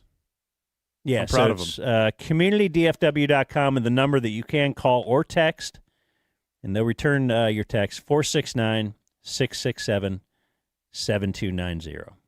Hi, Rick Renner for Flooring Direct. Back in my TV days, I used to think negative publicity was better than no publicity at all. That's not the case at Flooring Direct. We thrive on reviews. A 4.7 Google star rating, top of Home Advisor and Best Picks. I won 13 of these babies in TV, but there's nothing comparing to the Super Service Award on Angie's List for 2 decades running and still champion. Get your free estimate today.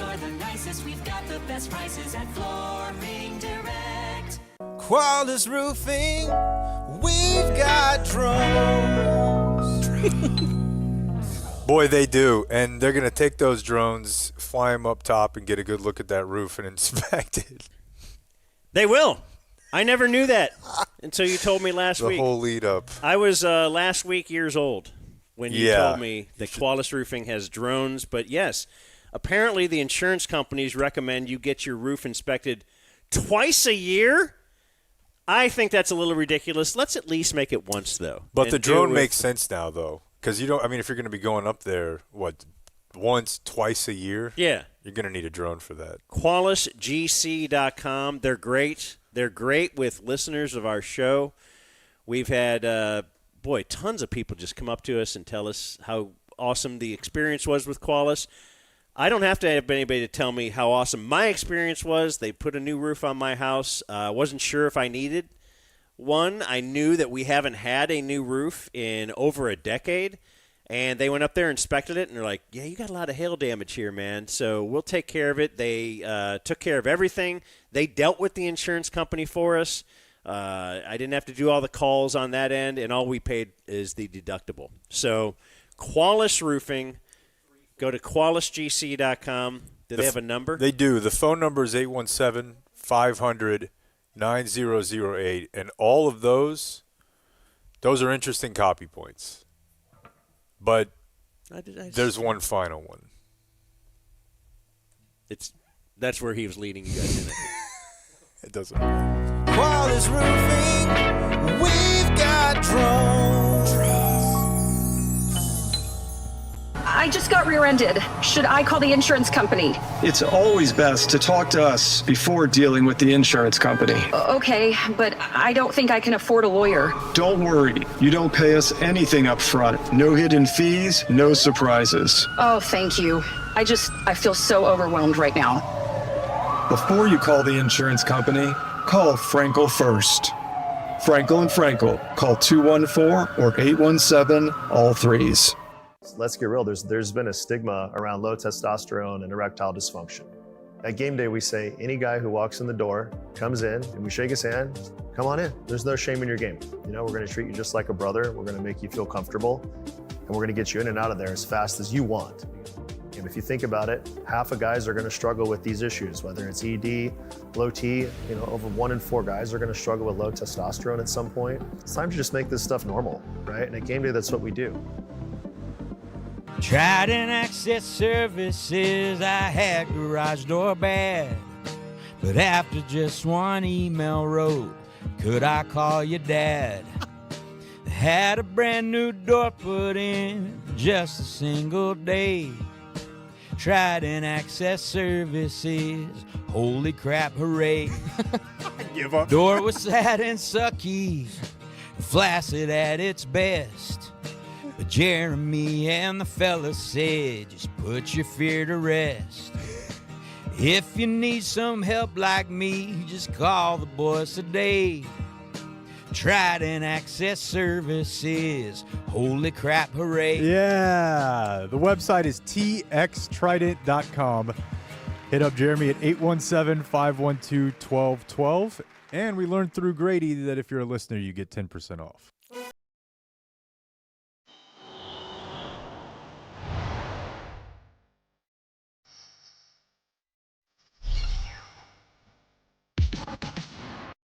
Oh no, it's Mom, you're caught. It's This Week in Bad Beats.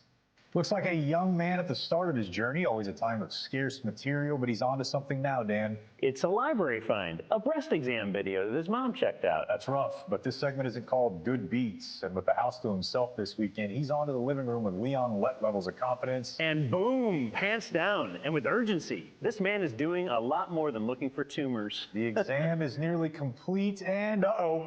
We've got trouble. I can tell right away, Dan, that is an uncle. He forgot he borrowed a couple of kegs from his mom's brother, and now the uncle is about to find out where all the porno mags from his shed have been disappearing to. Thanksgiving about to be ruined forever now. Oh my, the beater's stunned.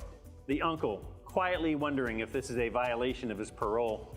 And a story I'm sure everyone in the family will be cool about and no one will be scarred, Dan. Did we ever find out about mom's breast? Next time on Bad Beats.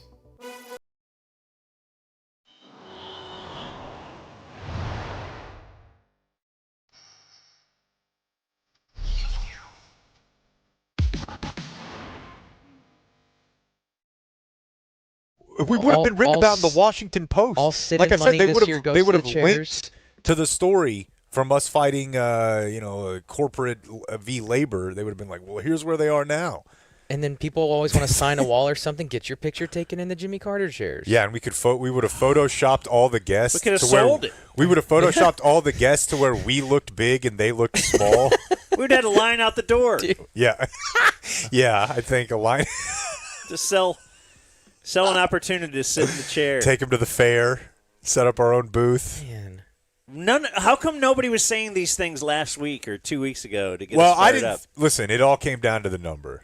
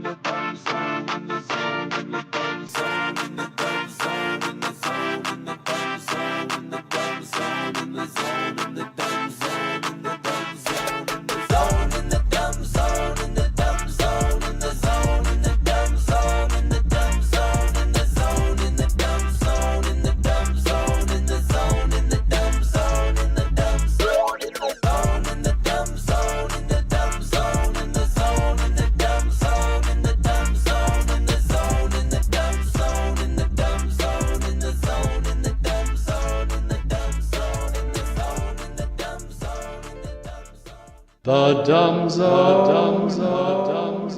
He was always giving gifts. Thanks, Pat. I didn't write shit because I'm not a writer. And I just want to say there's a lot of people here, thanks. It was really amazing to be his little baby brother. Yeah, I'm not just gonna sit up here and break down on you, but thanks for coming. Pat's a fucking champion, and always will be. Just make no mistake, he'd want me to say this. He's not with God, he's fucking dead. He's not religious, so thanks for your thoughts, but he's fucking dead.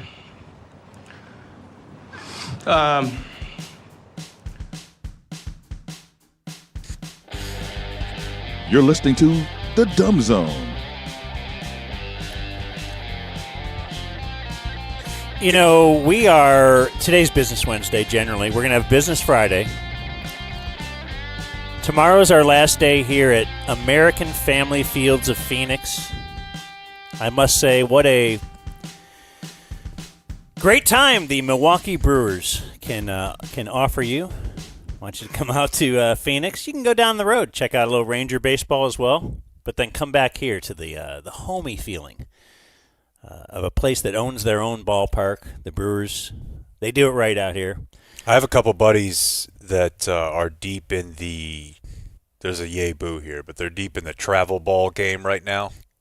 Like their entire social circle is built around 10-year-olds in baseball, and they have a big trip planned out here, like a family trip to go see 2 or 3 teams out in the Phoenix area. This is a great, They love it. But we always would talk about go to a minor league game or something, but this is very similar to that. And it's good weather. Come on out here. Bring your kids. And our trip is brought to us by Qualis Roofing. We have that Qualis drone flying high overhead. So if you watch our YouTube presentation, you could actually see American Family Fields of Phoenix. As we got the drone following us everywhere. And Silverback Construction. Silverback Construction. We talk about Nate. You have likened him to his company logo, and you had audio. Do you have that audio still, or no? Because I got better audio. I thought this was better. Okay.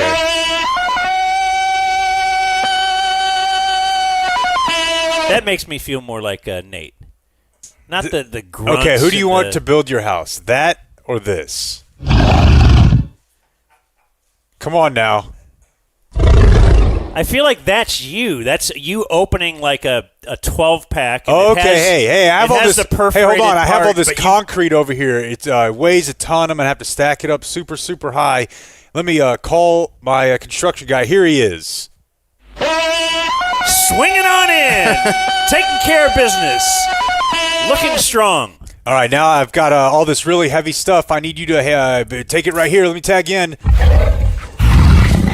Oh, my God. That's more Nate's crew. Anyway, thanks to them. 1 week from tomorrow, so tomorrow's our last day here at the spring training. 1 week from tomorrow, we will be at Cane Rosso at the Star. We've been there before. We have. Was that our first ever remote? Kind of.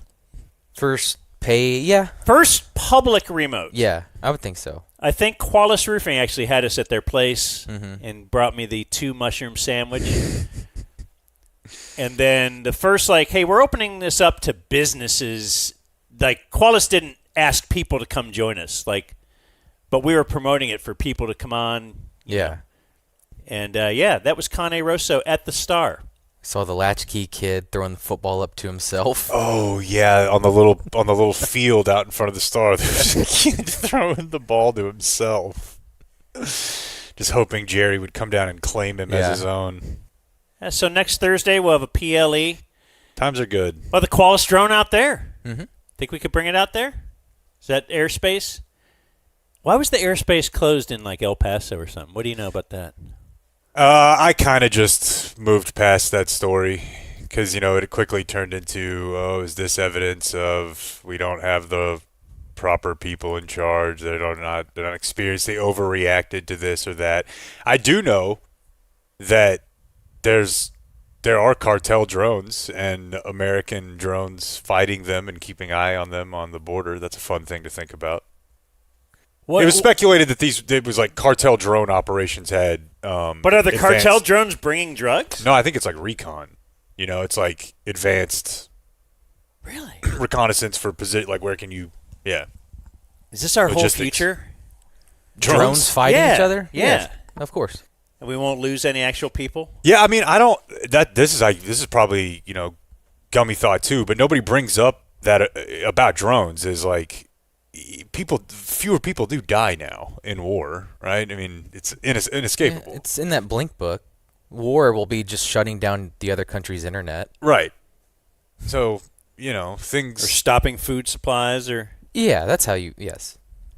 What if we all just started getting along instead? Can we do that? This guy... A homo. Want to do some news? Sure, yeah. Here's Jake. Got a is it Poncho's sponsor? We have a Poncho. Yeah, it is Poncho. PonchoOutdoors.com. There's 2 O's in there. Is that where you get them sweet shirts? Yeah, dude. That Burline wants to borrow? I can't have them. You can't get a sunburn in them? Doesn't Doesn't it have some SPF in it? It's got SPF 50 in it. They're not a real tight, wrinkly dress shirt. These are nice, and they look great under a suit jacket. Or out on the boat, whatever you want to do with them. You don't have to iron them. You could be fishing, trading stocks, any number of activities. Those are all things I do. I know. You guys are speaking to me. .com/dumbzone. That way you can get $10 off and free shipping for a shirt to listen to your wife in at Poncho Outdoors. Dan doesn't do that either. No, I do. I'm changing things, man. You guys have changed me on this trip. Okay. I have a much better outlook towards the future.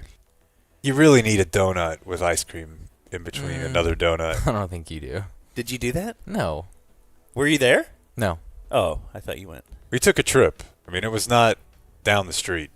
It was a 20-minute drive. It's a little journey. He was he was in the middle of a Heisman run.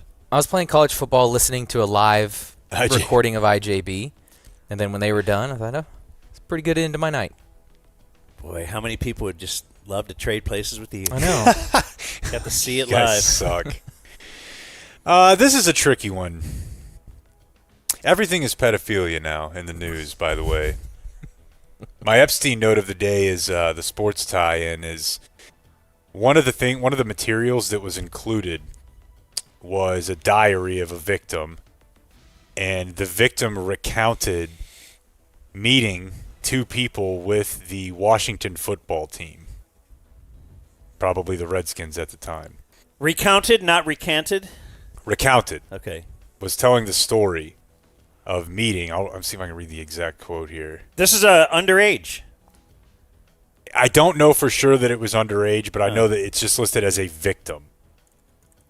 Where she wrote, "Joe Gibbs is so nice, but Dan Snyder is a pig." So even in the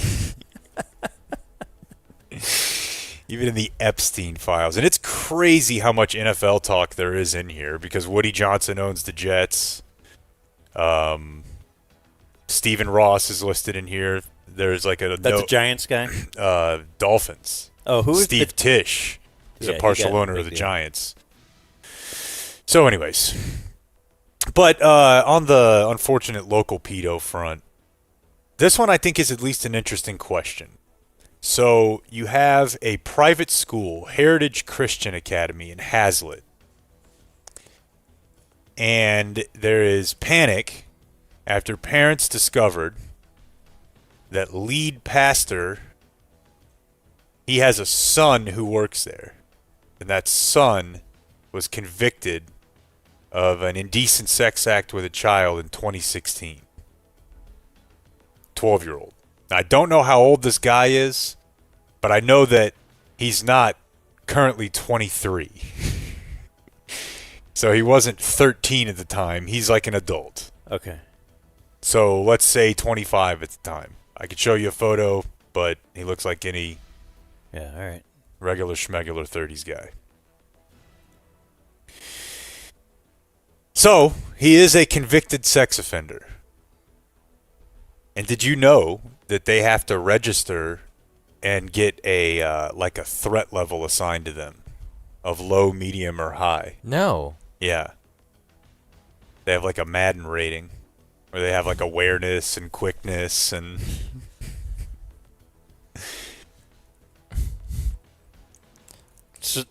So what's happening? Like, well, what's happening is the parents are freaking out. They go to the news. There's nothing. I mean, it's Did not he illegal. just get- No. They just found out. Oh. He did go to jail. They just found out. Unclear how long. Correct. They had kept that covered up. Amazing. That they kept Okay, it covered up. but when do you tell them? Do you, upon application at the school, say, hey, my son's a rehabilitated sex offender when he was... I mean, I don't know how old the guy was. You're never going to get a job. Right. You probably don't need a job at a school. That may be where we have to draw the line.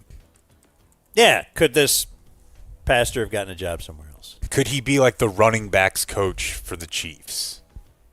Well, the sex offender doesn't have the job at the school, though, right? Yes, that's what I'm saying. Oh, I thought you were saying just his dad did. No, his dad got him a job here. Oh. And he works there as a counselor and... No. You can't be a counselor at a school. Yeah, but it's a private school. No. And that's what I was going to say is this is, I bet you, extremely common. Yeah. Yeah, but if you're... At private like schools. you said, your parents, if you found out and you got your 12-year-old there, like, yeah, no. Can't work there. Sorry. Yes, you do want people to have been rehabilitated, but, you know, that pedo stuff, you don't know if you can rehabilitate out of them, right? Isn't that the thing about that guy that got conked on the head and all of a sudden he was a pedo guy? Yeah. Right? They had to get a big giant mallet and hit him again on the head to make him not. Right. And when they hit him the first time, a cape appeared. And he was now pedo guy. Pedo man, yeah. Frisco police arrested a third-grade teacher charged with invasive visual recording. Well, that can mean a lot. Well, explain yourself. There aren't that many details, but he's a 48-year-old teacher at an elementary school who's been placed on leave. Sounding worse. Barred from all district property. I mean, they don't know how many recordings there are. They just know that he's been charged with invasive visual recording. Are we talking potty? Or are we talking? It does matter where you. It does, wouldn't it? Okay. Imagine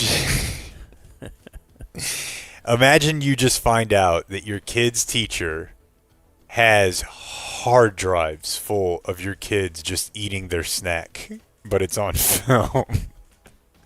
And they've got it organized like meticulously by kid. Spaghetti Wednesday. By food. There's nothing sexual about it at all. There's no. Well, you don't know what he's using there's it for. no nothing conventionally. Right. To your point, in fact, you have the strong sense that he is jerking off to it. Right. But there's no indications of any foul play in the video at all. And it's just, is that it's invasive? Just peach cup. It is invasive. I mean, what was that one? Oh, we're at Whataburger watching TC eat. That's erotic. Invasive for sure. But I'm saying I see where you could look at that and be like, whoa. What is that, double? Yeah, I don't know. They do the thing at my kid's school, and we have a pretty low rent version of this, but they take pictures throughout the day and upload them to the app. What do you mean? Like they You're photo. nodding. Yeah, at the end of the day, I can see these are the skills that they did, and then here's 4 pictures of him at recess. Yeah, and I assume we that's are being done grooming them just to act normal with a camera in your face at all times. I used to think that when my kids were like 2, because you would try to. They see the camera come out, and then they run at the camera, and you want them to. Oh no, I want it to be to where they would just act naturally and not think that they're on camera. And I guess we're teaching society to be that. Yeah, they still hate it. I mean, even before they were 1, Brooks would act different when a camera came out. They're just very aware of it. I don't want to get into the weeds on this Texas politics story regarding real-life marionette doll Don Huffines. He's a former state senator. He's running for computer controller. He gets to be in charge of all the computers in the state of Texas as the comptroller. I don't think that's what that means. Or no, he gets to reply to all the big accounts with memes on all the computers. No, he's running for something. It doesn't matter. Comptroller. The point I've is, always wondered what that is. I had to email the Wiley comptroller for my sprinkler system. Did you? That got dinged by the fiber company. Ah. So they do something with that. And TC works on the Board of Adjustments, which I don't think is in any way related, but it's a series of words. I think you are. It's pronounced controller, but I feel like that's a bad idea. Comptroller. Because if you say controller, comptroller. It's pronounced controller. But if you say controller, people aren't going to know what you mean. If you Right. say comptroller, they'll be like, "Oh yeah, that word I see all the time on billboards." Right. I think we should move to just calling it comptroller. You emailed your comptroller. Did they? They trolling out Did you there? feel? He's on the case. Are you satisfied with? Not yet. We're not resolved, but he's on it. Or This he's might at help least light a made you fire. feel. Yeah. So what we have at hand here is really just a little bit of political fodder, making a story probably out of nothing. But as the Jeffrey Epstein case is all the rage, and people have zeroed in on his property in New Mexico, which you could have heard about many, many years ago on the popular podcast It's Just Banter. Although I don't know that I ever called it Zorro Ranch. I just knew he had a property in New Mexico, and he was storing a lot of cum there because he was trying to impregnate all these women. It was like his weirdo genetic transhuman place. Don Huffines now owns that property. The car guy? The car guy. Tangentially, yes. But he's a politician? Long time. And you say a literal marionette. What do you mean by that? He just looks like he looks like Teddy Perkins from the Atlanta episode. I've never seen anyone he gives me the... Oh. His doctor could do a little better job of being natural. Yeah. Huh. But it calls into question, what if you got a great deal? You're supposed to not property. Take advantage Well, it's like a murder house, right? Yeah. Yeah. Or the statue. Yeah. This is if Yeah, you're a you're golf gonna course. throw the statue away? What if I paid Yeah. $5,000 for it? Now It would you have cost don't me $100,000 love a it year. when someone who, and I believe it might be someone who's already come up on the show, but Neverland Ranch was actually bought by, I believe, one of Jeffrey Epstein's friends. Ron Burkle, a guy that he made his money in grocery stores and flew on the plane many times. Definitely a pedophile. Found out there was a place for pedophiles. Said, "I'll buy that," and we're all just fine with it. You don't like that. A little mini roller coaster? Sweet. It's already there. Yeah. The kids will love it. They're gonna have so much room for activities. Wait, you already have a door inside a closet or a secret room? They should have just had an auction for Neverland Ranch and then put everyone who bid on it in jail. And instead, this guy walks around. So this was all on the up and up. So you're saying It's the just- Don Huffines thing could be just normal. Of course it is. But it's yeah. a Mamba mentality. He said, this would usually cost me $10 million. It's only costing $7 now because of the whole pedophile Yeah, I thing. don't know that for sure. Oh. I just know he bought it. He's saying, look, I did this on the up and up. It went to the victim's estate, whatever, blah, blah, blah. Get off my ass. Yeah. And far be it for me to agree with Don Huffines, but if you told me this place was used for torture and it's half off, then the back half of that sentence is going to do a lot of lifting for me. He's in a race. The race has opponents. Yeah. The opponents just want a headline that says Huff, Hines, and Epstein next to each other. Just let the magic work from there. Yeah. Oh, speaking of races and opponents, I meant to bring this up earlier. Mm-hmm.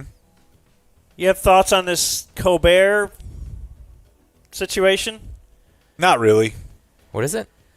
Not really. I'm generally So he had a sitting guy, some Texas politician on.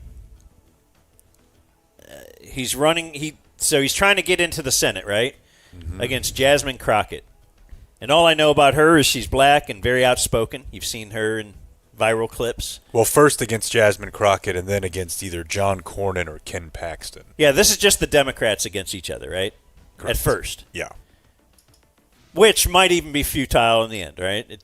It might not matter, but they're saying, oh no, all this buzz, we're going to flip it blue. Okay, who knows?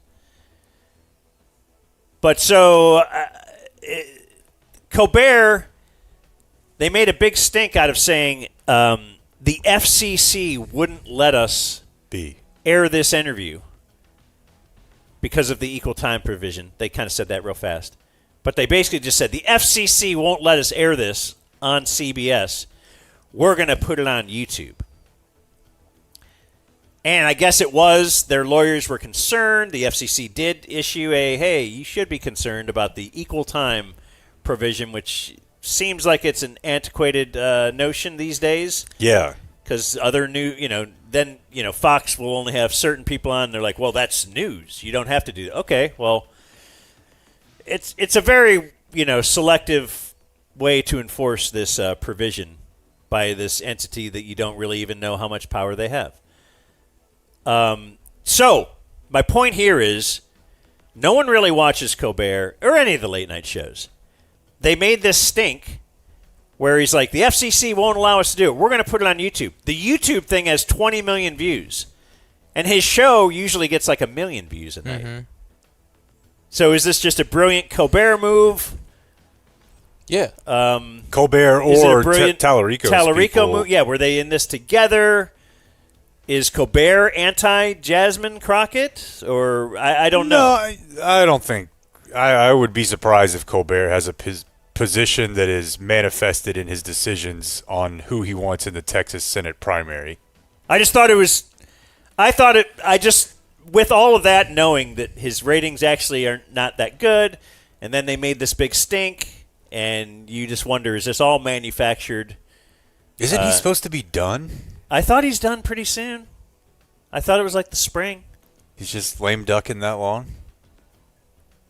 Well, they announced that he's gone when his contract runs out. Okay. I suppose they could pull the plug any time if they wanted. Well, because I saw a clip, too, where he's doing they also told me not to talk about this, but now I'm talking about it. It all feels... And, yeah, I don't care who wins. So, I find it... Well... No, I was more interested in the whole... I sent people to my YouTube page, and it actually got way better ratings than we ever got on CBS. There's no way an interview with James Tallarico gets 20 million views another way. Right. So if you want to sue us again... Yeah. This is a bizarre local story. By the way, it's snowing, like a lot, 2 hours from here. Maybe 2.5 hour drive from here to Flagstaff. North? It's probably north, right? Yeah. You got it. To the high country, baby. You commented on the wind, but yeah, we were watching the news last night, and Phoenix is a cocky market. What do you mean? There's an air of like, I've kind of made it out here on the news. Just a cocky market. What number are they? The broadcasters? Yeah, more than you would think. The Fox weather guy was a showboat of the highest order. Just flipping his hair around like he thought he just cool hot shit. Jake's grandpa would have been disgusted. Not good. So this story comes to us from here in Arizona. What's the market size?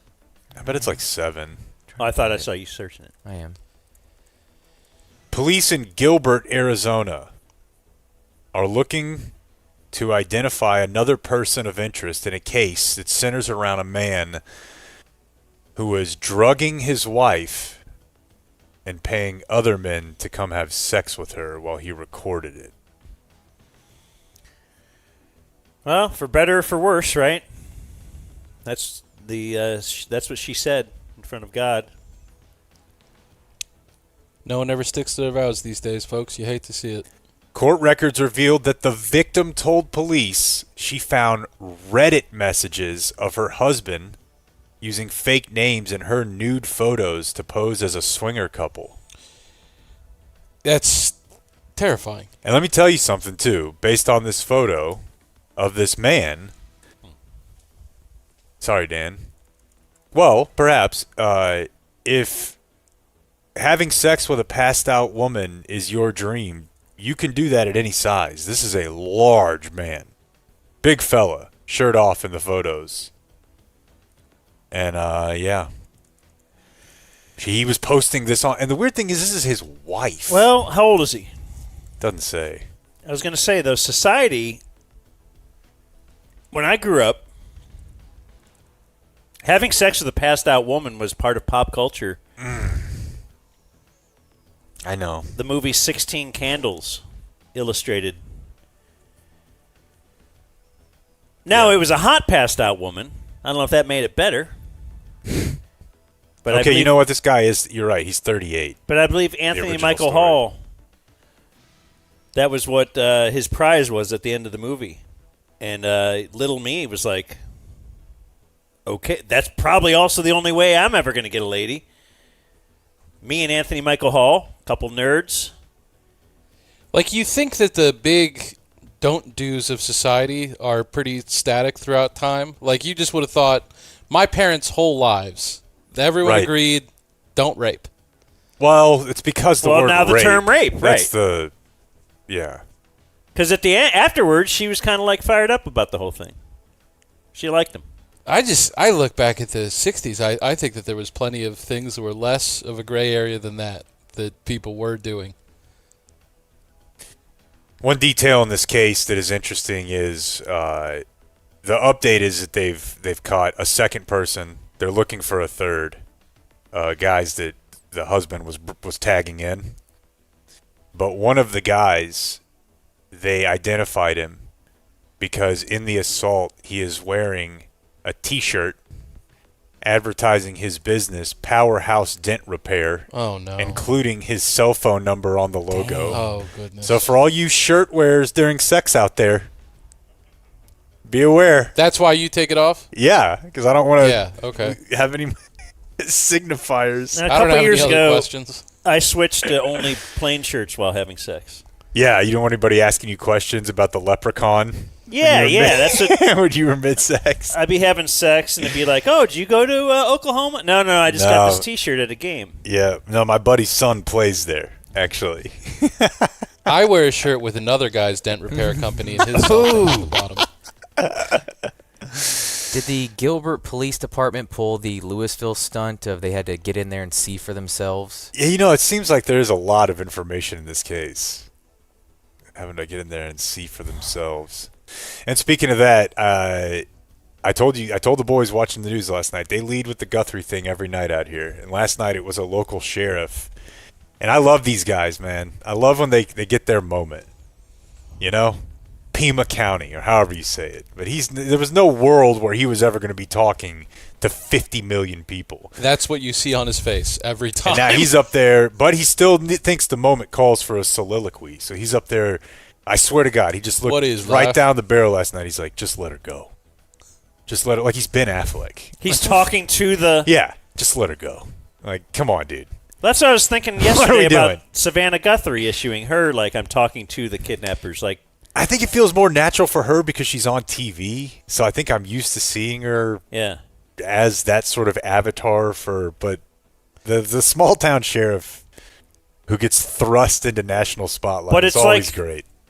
That guy telling 19-year-old Jake that you shouldn't do drugs. Like, what are the chances which is a better chance? 19-year-old Jake or current kidnapper is going to be taking that, like, really, like, wow, that guy just spoke to me. Just shook me straight a little bit. That's all he needed. And if that would enough... Like, that's the last guy. The award is now $100,000, or reward.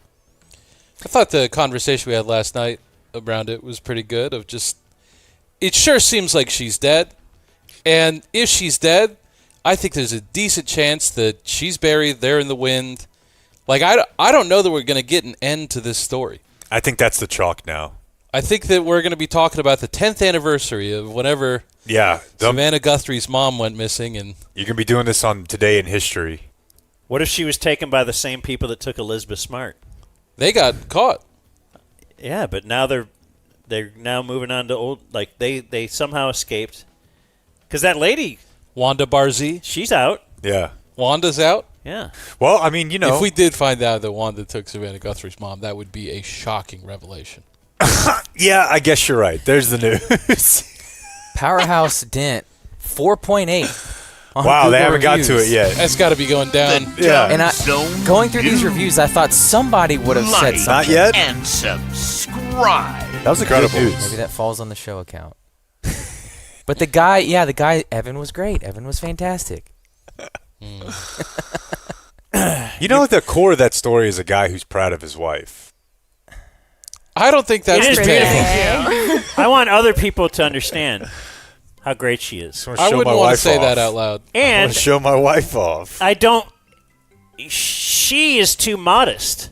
Right. And so that's why I have gotta to knock her out. I have to drug her so that you guys can understand why this is the Her best true woman in the beauty. world, and I'm in love with her. I had a drug dealer who would go to swingers clubs in Dallas. We have it's shocking to me, but a shocking number of listeners who are engaged in various types. You know some of them. We got a few thruples. Yeah. Is that like Jake and swingers? I interviewed a lady whose professional work was forming thruples. Yeah. You could hire her and come hang out with you for the if weekend. you and your wife, are there.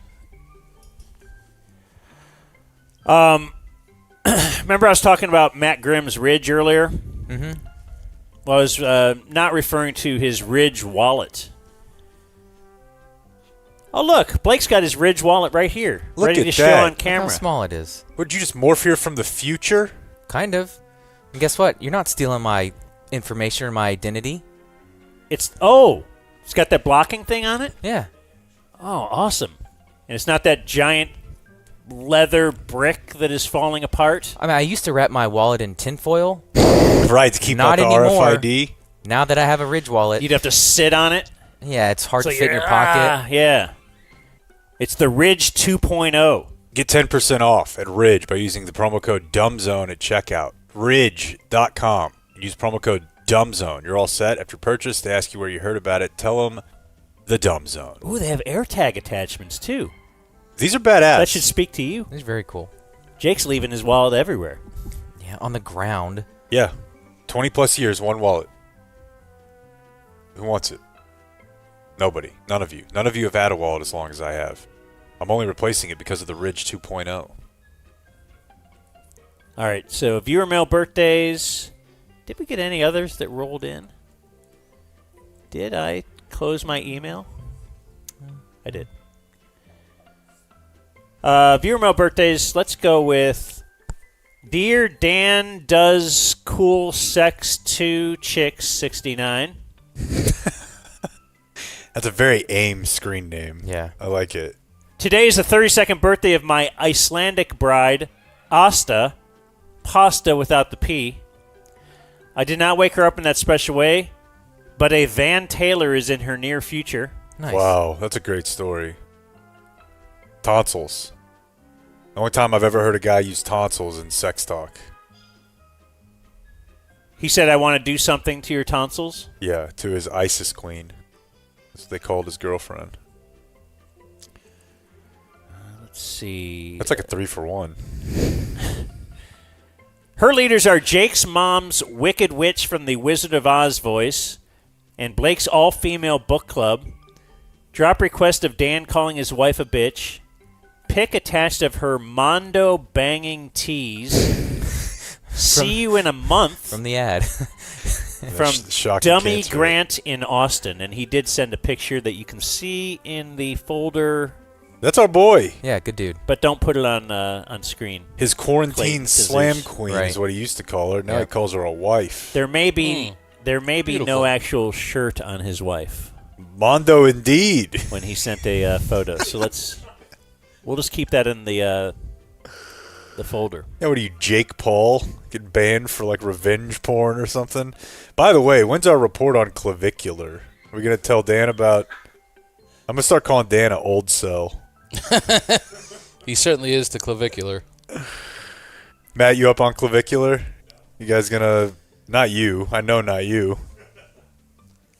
I feel like 2 weeks ago I'd never heard the word, and now everywhere I turn. But 2 months ago, whenever we very, very first, or at least I, by passing, heard it, that was the time to ask the Roast Twins, because now we're out of the window. Oh, we're way out. Yeah. They'd be, so over it. The most popular person This is the best time to ask, though. You're right. Yeah. It's not going to get better. Yeah. The most popular person on the internet right now, Dan, is a streamer whose entire bit is just looking really, really hot. He's a man. He's probably in his early 20s. And he's gone through all manner of surgeries, injections. The big one that always grabs the headline is himself, and he's apparently been doing this since he was a child, will use a hammer along his jaw to, break his jaw and get it going in the right direction. Get the right aspect ratio on his... Because... And I actually listened to an interview with him, and I think he's a plant. That's a whole other conversation. But he's just pointing out something that intuitively you know, which is that a better-looking person has an easier time in life. Why are we doing this at the end of a show here? I need to do more. I need to do more. And he may be in town. Like Phoenix. Yeah, the big headline-grabbing thing was whenever he got frame-mogged by the ASU frat leader, and you would assume the ASU frat leader's in the Phoenix area. You found out the frame-mogging ASU frat leader's a GDI, too. Not even affiliated. He's a manosphere-adjacent influencer. Bro, in the last week, he's had 5, like New York Times, The Atlantic, The Guardian. The Adam Friedland Show. Yeah, he's already... Something that's going on. There's no doubt that Peter Vegas Mike is rearranging his whole thing. Yeah. To accommodate the existence of this new person in the space. Dan's getting frame-mogged right now. He's live-streamed himself running over a pedestrian with his Tesla Cybertruck and being filmed chanting the lyrics to Kanye West's Heil Hitler in a nightclub. Yes. We disapprove. He was with Nick Fuentes and the boys. It's the new wave, man. Clavicular. We need to break Blake's jaw. For the show, would you do a small break? No. All right. What if we got Clayton real angular? He doesn't seem open to the idea. Trip back to the donut ice cream shop tonight. Yeah, that could help. Let's see if it helps. Game Day Men's Health presents On This Day in History. So today, as we move on here, is... Let's find it. I'm all digital now. Today is one less day until the show travels to Brazil. February 18th. Wednesday, February 18th. On this day in 1930, the first photographic evidence of Pluto was discovered. Pluto, the dwarf planet, or are we a real planet again? We don't know. So the same day, 1930, which was bigger to history? We first got a look at Pluto. And, same day, for the first time ever, a cow is flown in an airplane. Why? Why was that like a threshold that they had been waiting to cross? It's a big animal. And how did they decide? So, apparently this was kind of like... Oh, there's more. Well, you asked questions. Sure. I have answers. I love it. Because I asked that same question when I saw this as a note on my Today in History. I'm like, wait, what if we looked into this a little more? Who cares if a cow was flown? Also milked, by the way. And then the milk was put into little containers with little tiny parachutes and dropped. I'm not kidding. 2 little helmets. I don't know what a helmet. Little goggles. But it was the onset of the Great Depression. That's tough. And this greatly diminished the market for this new thing called the airplane. Airplanes were newfangled back then and scary. And they weren't taking off. Yeah. No pun. Okay. Like,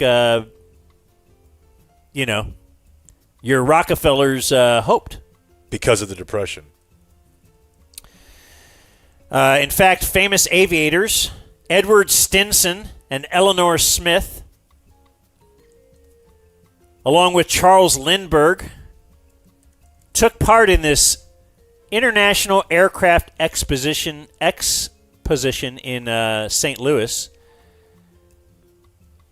to help promote airplanes and draw crowds. So they invited, let's get the most famous airplane people in the world here, and then we'll get a bunch of people here. And what we're going to do, well, up until then, no cow had ever flown in a plane. So they thought if we could get a cow airborne, that would generate buzz about planes.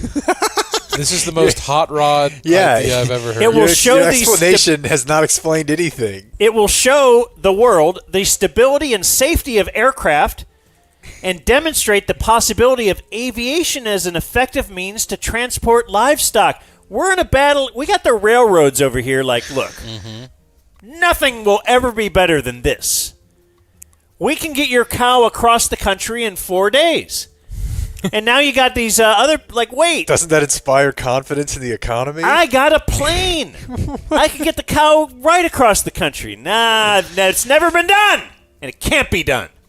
This is just this is putting the Blue Angels out there for the nurses during the pandemic. This is just bad times. The government starts scrambling. Put a cow in a plane. They'll love it. People will love it. They'll be fired up about it. I support it. They saved special milk for Charles Lindbergh, by the way. He was the most famous guy there was. Did you know that I think it's Skillman in Dallas used to be called Lindbergh Street? Have you heard about this, Dan? No. He was making his big tour around the country, and whenever he flew into Love Field, they said, "We're so excited, we're going to name it Lindbergh Street." Then World War II rolled around, and he said a couple of things about the Nazis that were a little too approving, and he got canceled. They took his name off the street. An early cancellation. Damn, first his kid gets kidnapped and killed? Mm-hmm. Got that sweet milk, though. Get that milk. They can't take that away. They put the milk in tiny bottles? Tiny little, well, let me see. I'd like to focus on that part of the story. It wasn't bottles. So they milked the cow in the air. Milked in flight. Why? By Ellsworth Bunce. You know why? It's a cooler story. Why did they turn it into Steve-O and Henry Rollins? The yield was then put into containers attached to parachutes. It's always worked.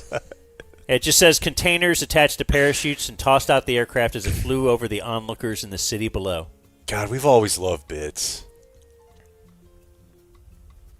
Shut up, bits. I think the cow is in the Dairy Hall of Fame. Of course. Go on. That's also in Arlington. It's Wisconsin. Probably is. Most stuff is in Arlington. Who else would even be in it? I don't know. Some of the other great cows of history. The guy that pasteurized it, right? Louis Pasteur. The Twister one. Yeah. Yeah. Like your movie cows? Uh-huh. Sure. That's a big one. Wizard of Oz? Yeah. Was there a cow in that one?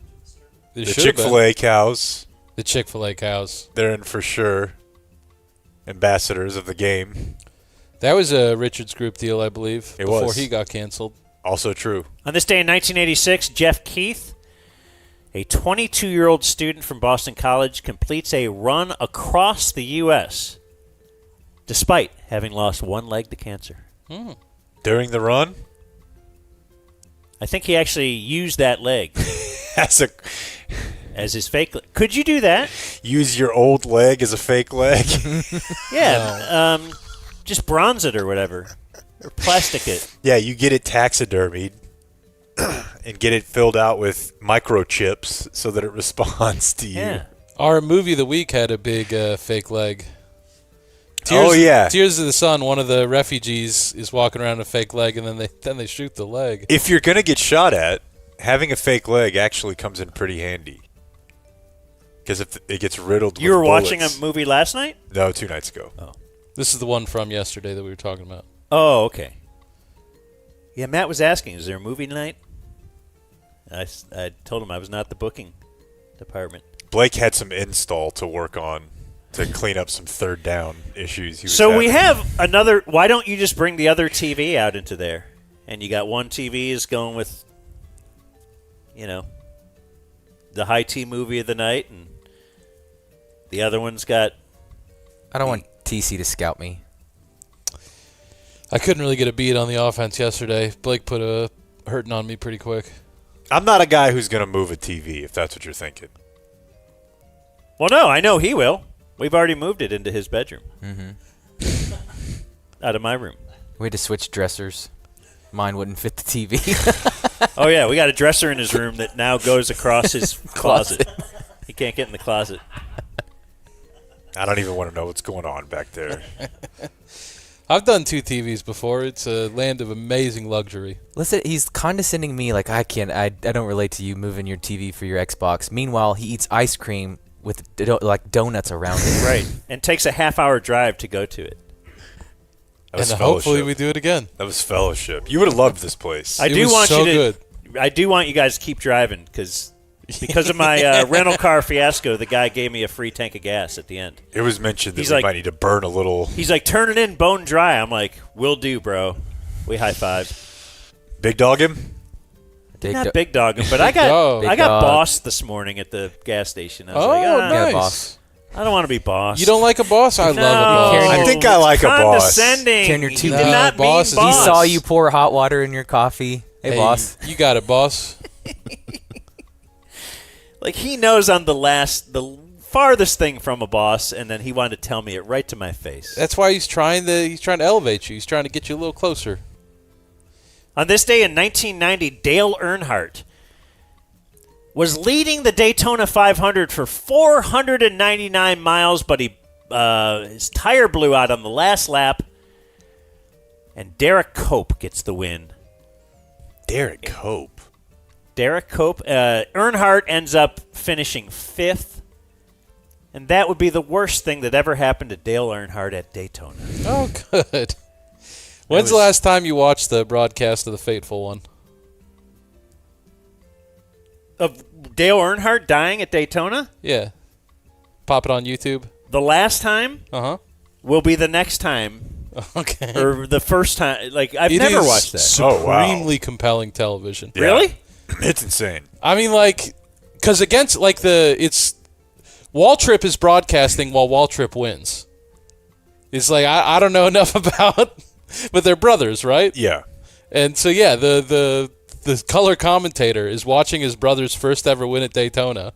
And then, like, while he's going crazy about that, he's like, oh, something happened to Dale. God, I hope Dale's all right. And then then he's crying because of his brother. No, he's definitely not. And then, of course, you got the press conference. That's an all-time great moment. The head of NASCAR coming out, we lost Dale. Glad you think it's funny. I just remember the next day was one of the Sunday, unless it was that day, I guess, was the Sunday ticket stock. Ticket stock used to go like 3 days. Mm. Just a brutal. Sunday was a brutal day. Nobody wanted to be there. I can't imagine. Advertisers, I cannot imagine.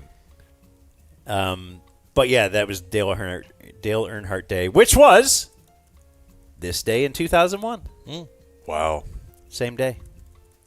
On this day in 2021, Ted Cruz Hit the high road or hit the returned home. Okay. From his one-day trip to Mexico during the winter storm, saying it was obviously a mistake. So at the time, he seemed a little bit like, oh, you know what? I actually think this is the time that I will kind of apologize. It might have been like less than a week later. I remember him on stage in Florida, like joking about it. Yeah. Like, and it's not guess like some people cared about that. He doesn't own it now. Right. You know, it's not like it carried over to now. He may be my least favorite politician of all time. Interesting. For real. Just pound for pound. Surpassing Aaron Burr, finally. Right. Had enough of Lloyd Doggett. And on this day in 2012, Jake, ABC News contributor and activist Elizabeth Smart was married.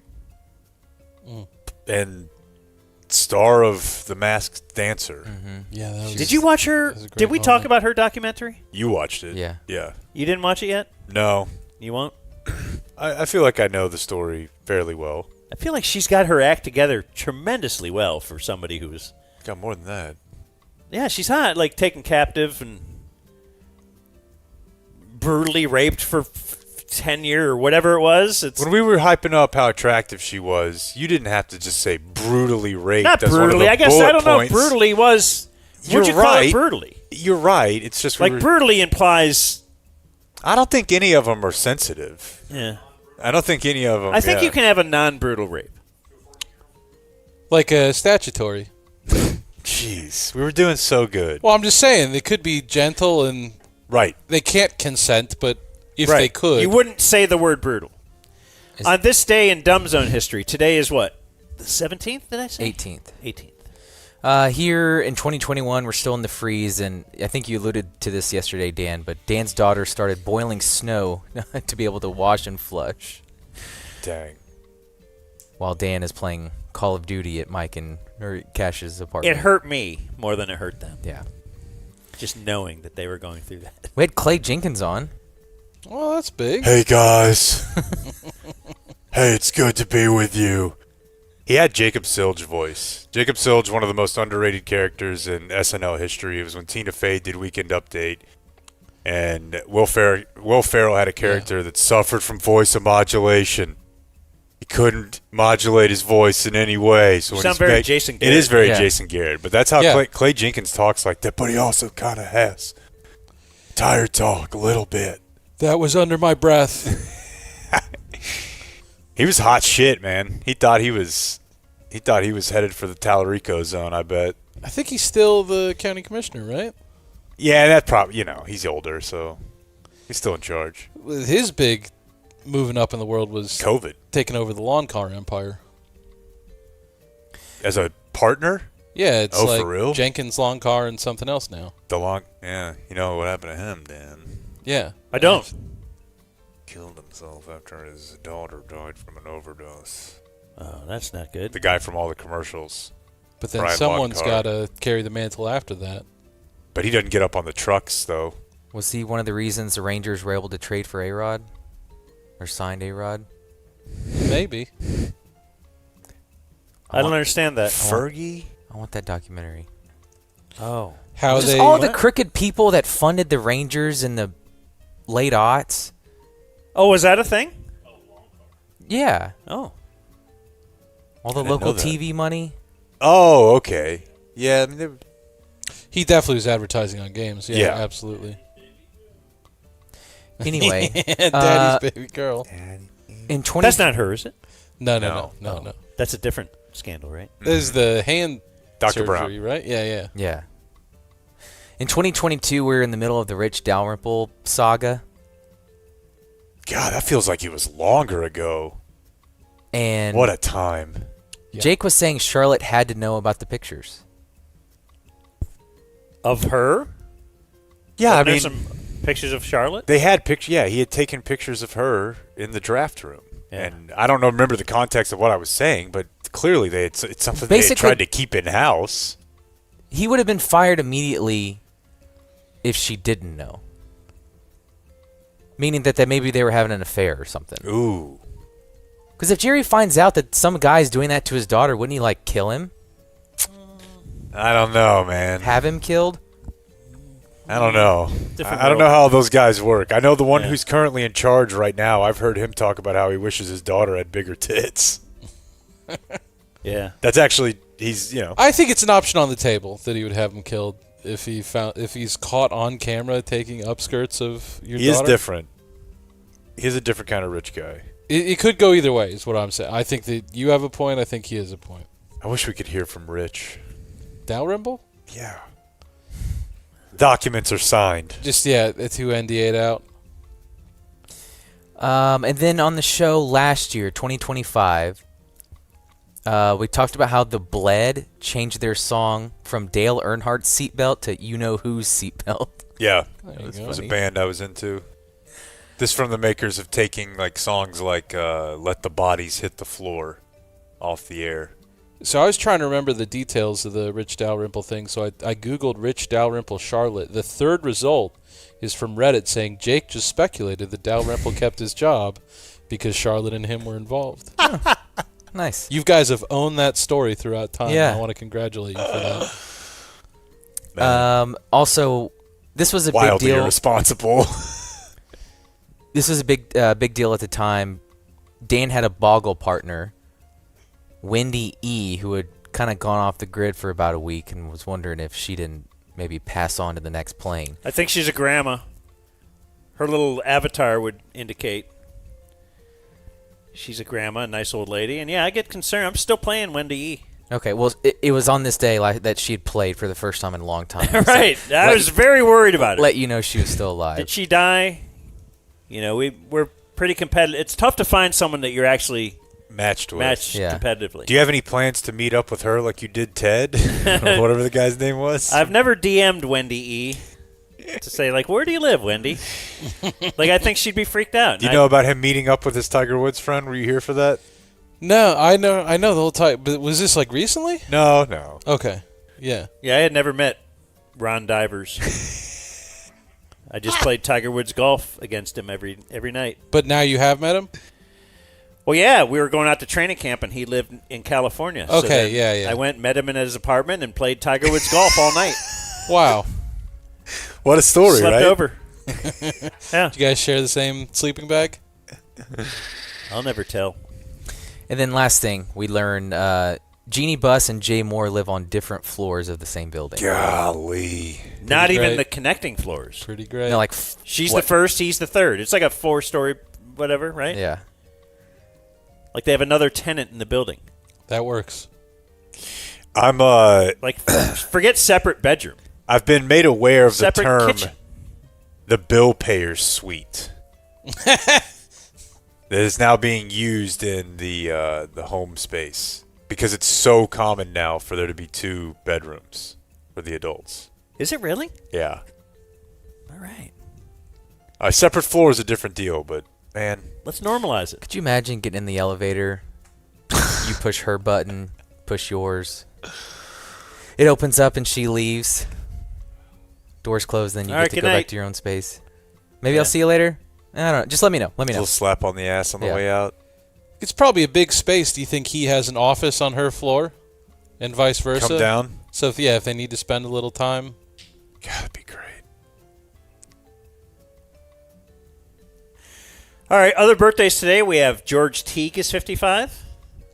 Protect the star. Star. Andy Moog is 66. I think the first autograph I ever got. Although that might have been Darcy Walkaluck. Yeah, I was just going to say it was probably Darcy Walkaluck. Both early Stars goaltenders. Blake Le'Veon Bell is 34. He's trying to take the Antonio Brown route. He's trying to be funny on Twitter. He's very, at least for comedy purposes, MAGA. He could go back to Pittsburgh. He was the reason I had Justin Bieber on the back of my Mazda 3 for a year. God. Because you drafted him. I kept him. Given recent developments, there's a decent chance that got you on a watch list. Just printing out huge pictures of teen Bieber.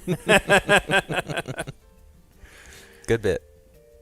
Didi Gregorius is 36. He was a former Diamondback. Boy, he was going to fix everything for the Yankees once they got Jeter out of there. No, he's never just kind of like an also-ran guy his whole career, right?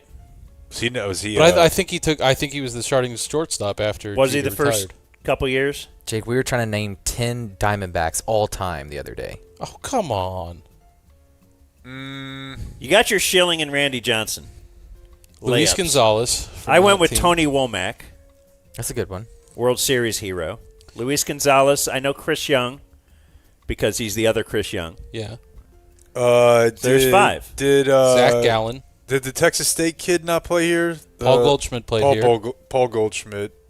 I think they traded for Arenado in the offseason. Ooh, that's a good one. What about Gregorius? Did you say he started here? Yeah.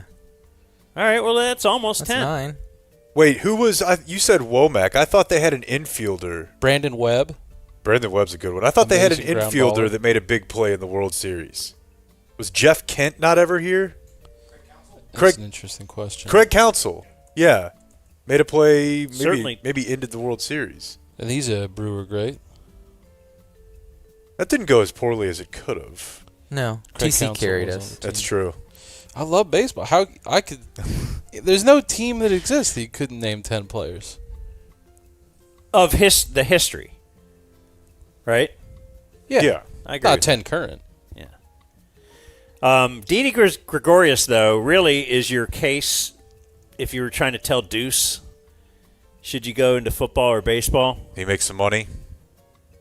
Yeah, because you don't think of him as anything, right? $71 million in his career. That's so cool. Alexander Mogilny is 57. He was the first Russian to defect to the NHL. Calgary Flames. Had a poster of him whenever I was a youth. Oh, I have a still alive and an anchor word. This name, Wait, I who think, am I is an thinking anchor of? word.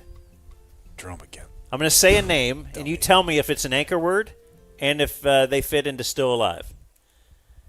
Yoko. Yeah. I think it's an anchor word. I bet she's still alive. Yeah, that's the list, right? Well, that's the whole thing is. Okay. Yeah. I'm sorry. Well, no, that is a very good one. I think I would have remembered her dying, but who knows? But yes, getting Yoko Ono. Yeah, that's an anchor word. Vanna White is 69. Matt Dillon is 62. I was thinking this morning, where's Matt Dillon been?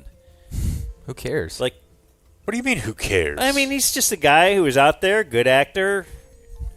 Usually that kind of a guy is out there right now on social media spouting political opinions. Hey, I haven't heard of this guy in 15 years working, but oh, here he is. Is he on Cameo? I don't know. He's just kind of like probably just got a ton of money and like, you know what? I doubt he has a ton of money, dude. You think? I think lot he's of big got a ton of movies. money. Yeah. Is he more successful than Kevin Dillon? Way more. I mean, if there was ever a time where you got like $3 million in the bank that you can then invest, and this time was like 1992, it'd be pretty hard not to have a ton of money.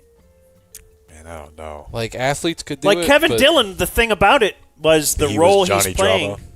is like his actual life. Yeah, I guess I just don't. That then elevated him for me. Yeah. So I don't know. Matt Dillon's a big deal, dude. He was a big deal. You need to start realizing that. I would like to I loved think, it. He gave me you know the what? creeps. I hope that he did find the secret to life is just quietly enjoying time with his family, and that's what he's been doing for 10, 15 years. Wild Things keeps coming up on the show. Dr. Dre is 61. Which one? Dan. It's a good question. I think it's the one that you guys think of. But I'm wondering if Ed Lover sent him a text at midnight. I'm pretty sure the one that we think of has won a bunch of fights against women. Well, it's better Was than losing them. D's last name? D. Barnes? Yeah. Yeah. Molly Ringwald is You're 58. gonna take advice from somebody who smacked D. Barnes? Yeah. Sybil Shepherd is 76. Matt Dillon net worth $40 million. Dang. Jillian That's Michaels is 51. Is she in the politics game now? The personal trainer. I think she's yelling at you about being a pussy. Probably in Arizona. Oh, there's no doubt. Yeah, She may that's be a the good call. governor. Jake Lee Boyd Malvo is 41. Ooh. Sniper? You got it. And our Dumb Zone birthday of the day, John Travolta, 72.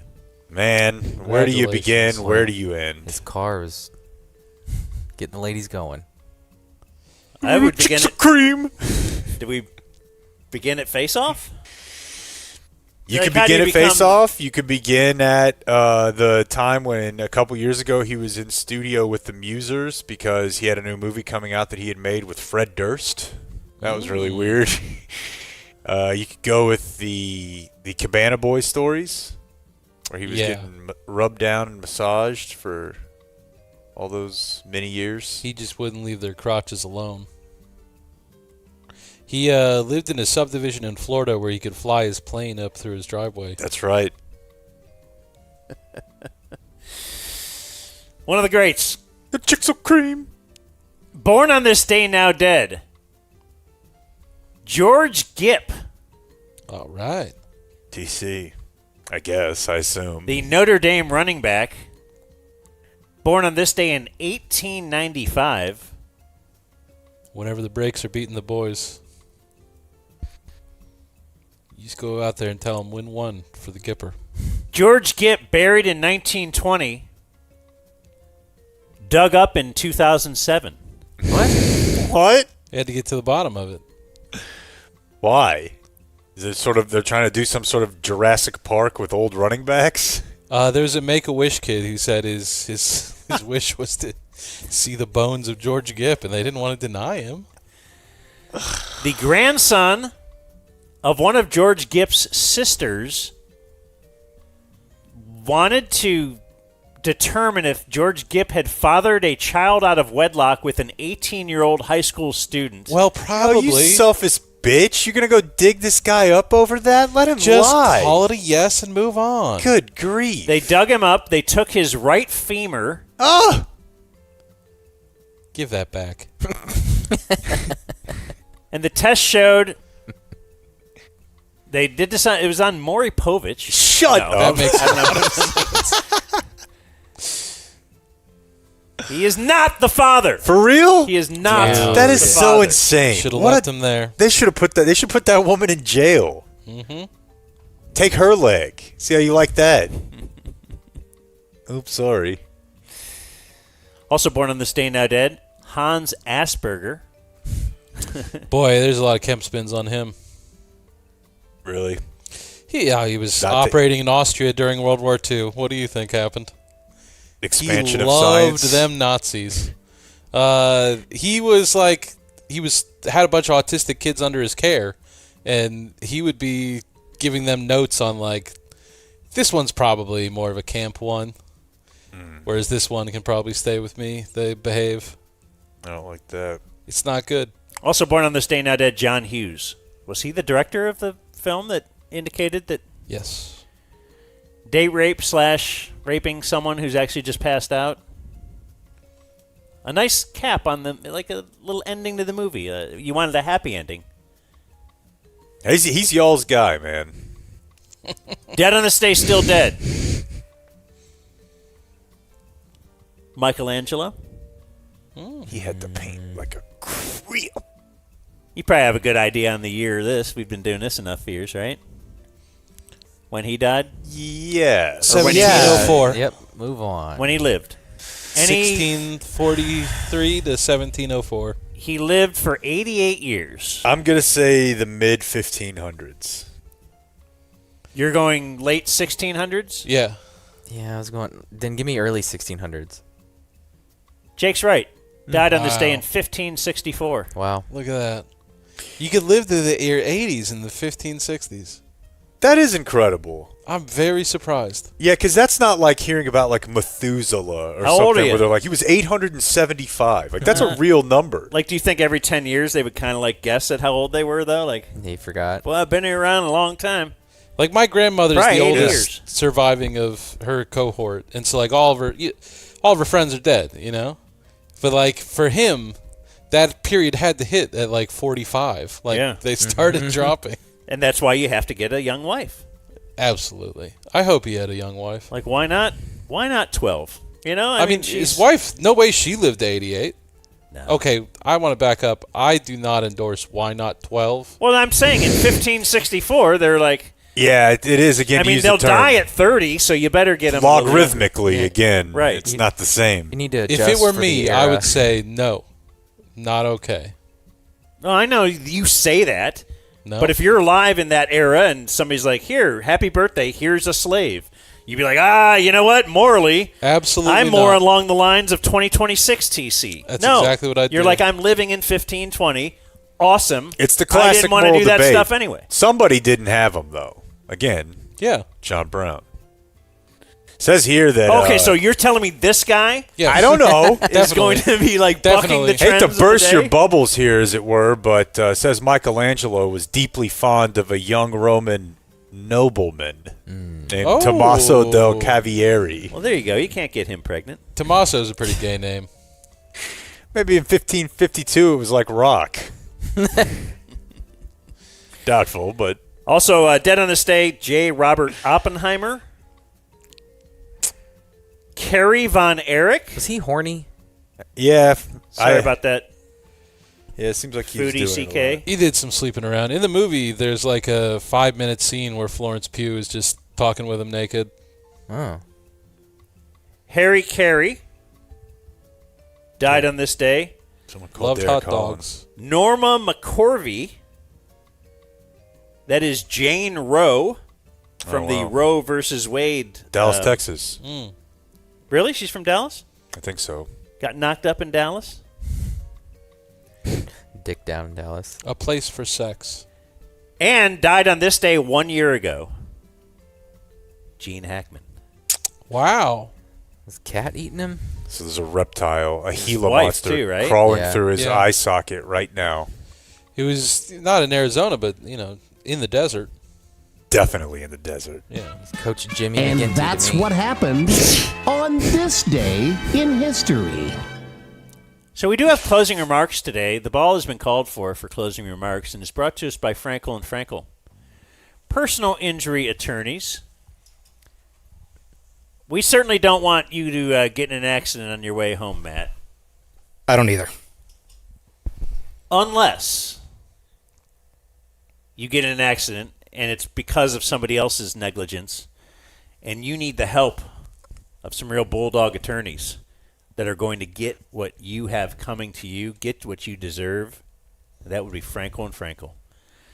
You can call them at 214 and then dial all threes. They, in fact, have people there that used to work for the insurance companies, so they know their dirty tricks and how they're trying to keep that money from you. That you deserve, Matt. You're in traction. You got one of the, like, you're all, it's not like Jake's little pussy cast he has on his, like, your whole body is in a cast. Right, iron lung. Clayton's dead. And poor Marissa. She's Think of going the to need family. some assistance. She's going to need some financial assistance to help get you through this. It could be years before you're back to where you should be. Call Frankel and Frankel and mention the Dumb Zone. God, please mention the Dumb Zone. That would really help us. All right. But Matt wanted to do some closing remarks today. Well, guys, just wanted to take a minute. This is my fifth road trip with the Dumb Zone. And Dan and Jake, really appreciate you inviting me every single time. It's been very cool. Actually, I invited myself the first time, but... You better retire. Yeah, it sounds like he's about to say, "Oh no, this is going to be my last one." No. Okay. That's what it felt I'm like. not doesn't ready. it? No. I'm not ready. That was the look. I wish I had a picture of that. Okay, That's good. awesome. Yeah. What if, dude? It's like, you know what? I've enjoyed it, but Really, really cool. Yeah. No, I I'm think not, We're heavily leveraged upon your Yeah, I do presence know that I here. will pick up this microphone again. Would we put up a plaque of him like the Brewers have a Bud Selig? Yeah, out front. Yeah. We should. Yeah. So thank you guys for inviting me. Clayton, Blake, appreciate you accepting me. It's been awesome watching you work. Looking forward to doing it again. TC, you and I have known each other kind of in passing, getting to know each other a little bit better on this trip. It's been wonderful. It's been awesome watching you work and hang does out seem with you. like this is I don't leading like where this somewhere, is like, headed. Why is he, doesn't why it is he sound getting weird? out of manila folder? He don't has like cancer. Don't like this. Yeah, at least get home. Yeah. And also, Matt Small, thanks for the invite. This has been very cool. And one fun, interesting fact, since I am the chief logistics officer of this operation, focusing on ground operations, I have been tracking miles. Somewhere just south of Tucson, we crossed the 10,000 mile mark. Dang. For you Dumb driving Zone for the Dumb travel. Zone? For me driving, the end of this trip will be close to halfway around the world. To and from California. Twice. To and from California Denver. twice, Denver, San Antonio, yeah. and Phoenix. That's incredible. Let's make it all the way around. We could have gone to China. So could have driven to Bangladesh or something. And if we with that amount if of we do the mileage. circumnavigate Beltline Road, will we let Matt drive us? Of course. Yeah, of course. And then Brazil and back is going to get us close to all the way around the world. So again, thank you guys. Appreciate it. Aw. That was better than I thought. Jeez, Blake. Low expectations. Guy What is picks that? up a mic and you stop the recording. That is Matt Grimm. You want to promote your driving services for any other aspiring podcasts that? Yeah, I think Amy Pollard needs one. Adios, mofo. We gotta go before this becomes a zoo. Thank you for watching my video. Subscribe and type for my name if you want to watch more of my videos.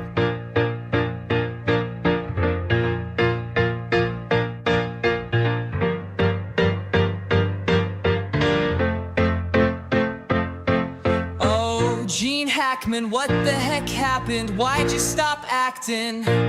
Oh, Gene Hackman, what the heck happened? You were the best back then.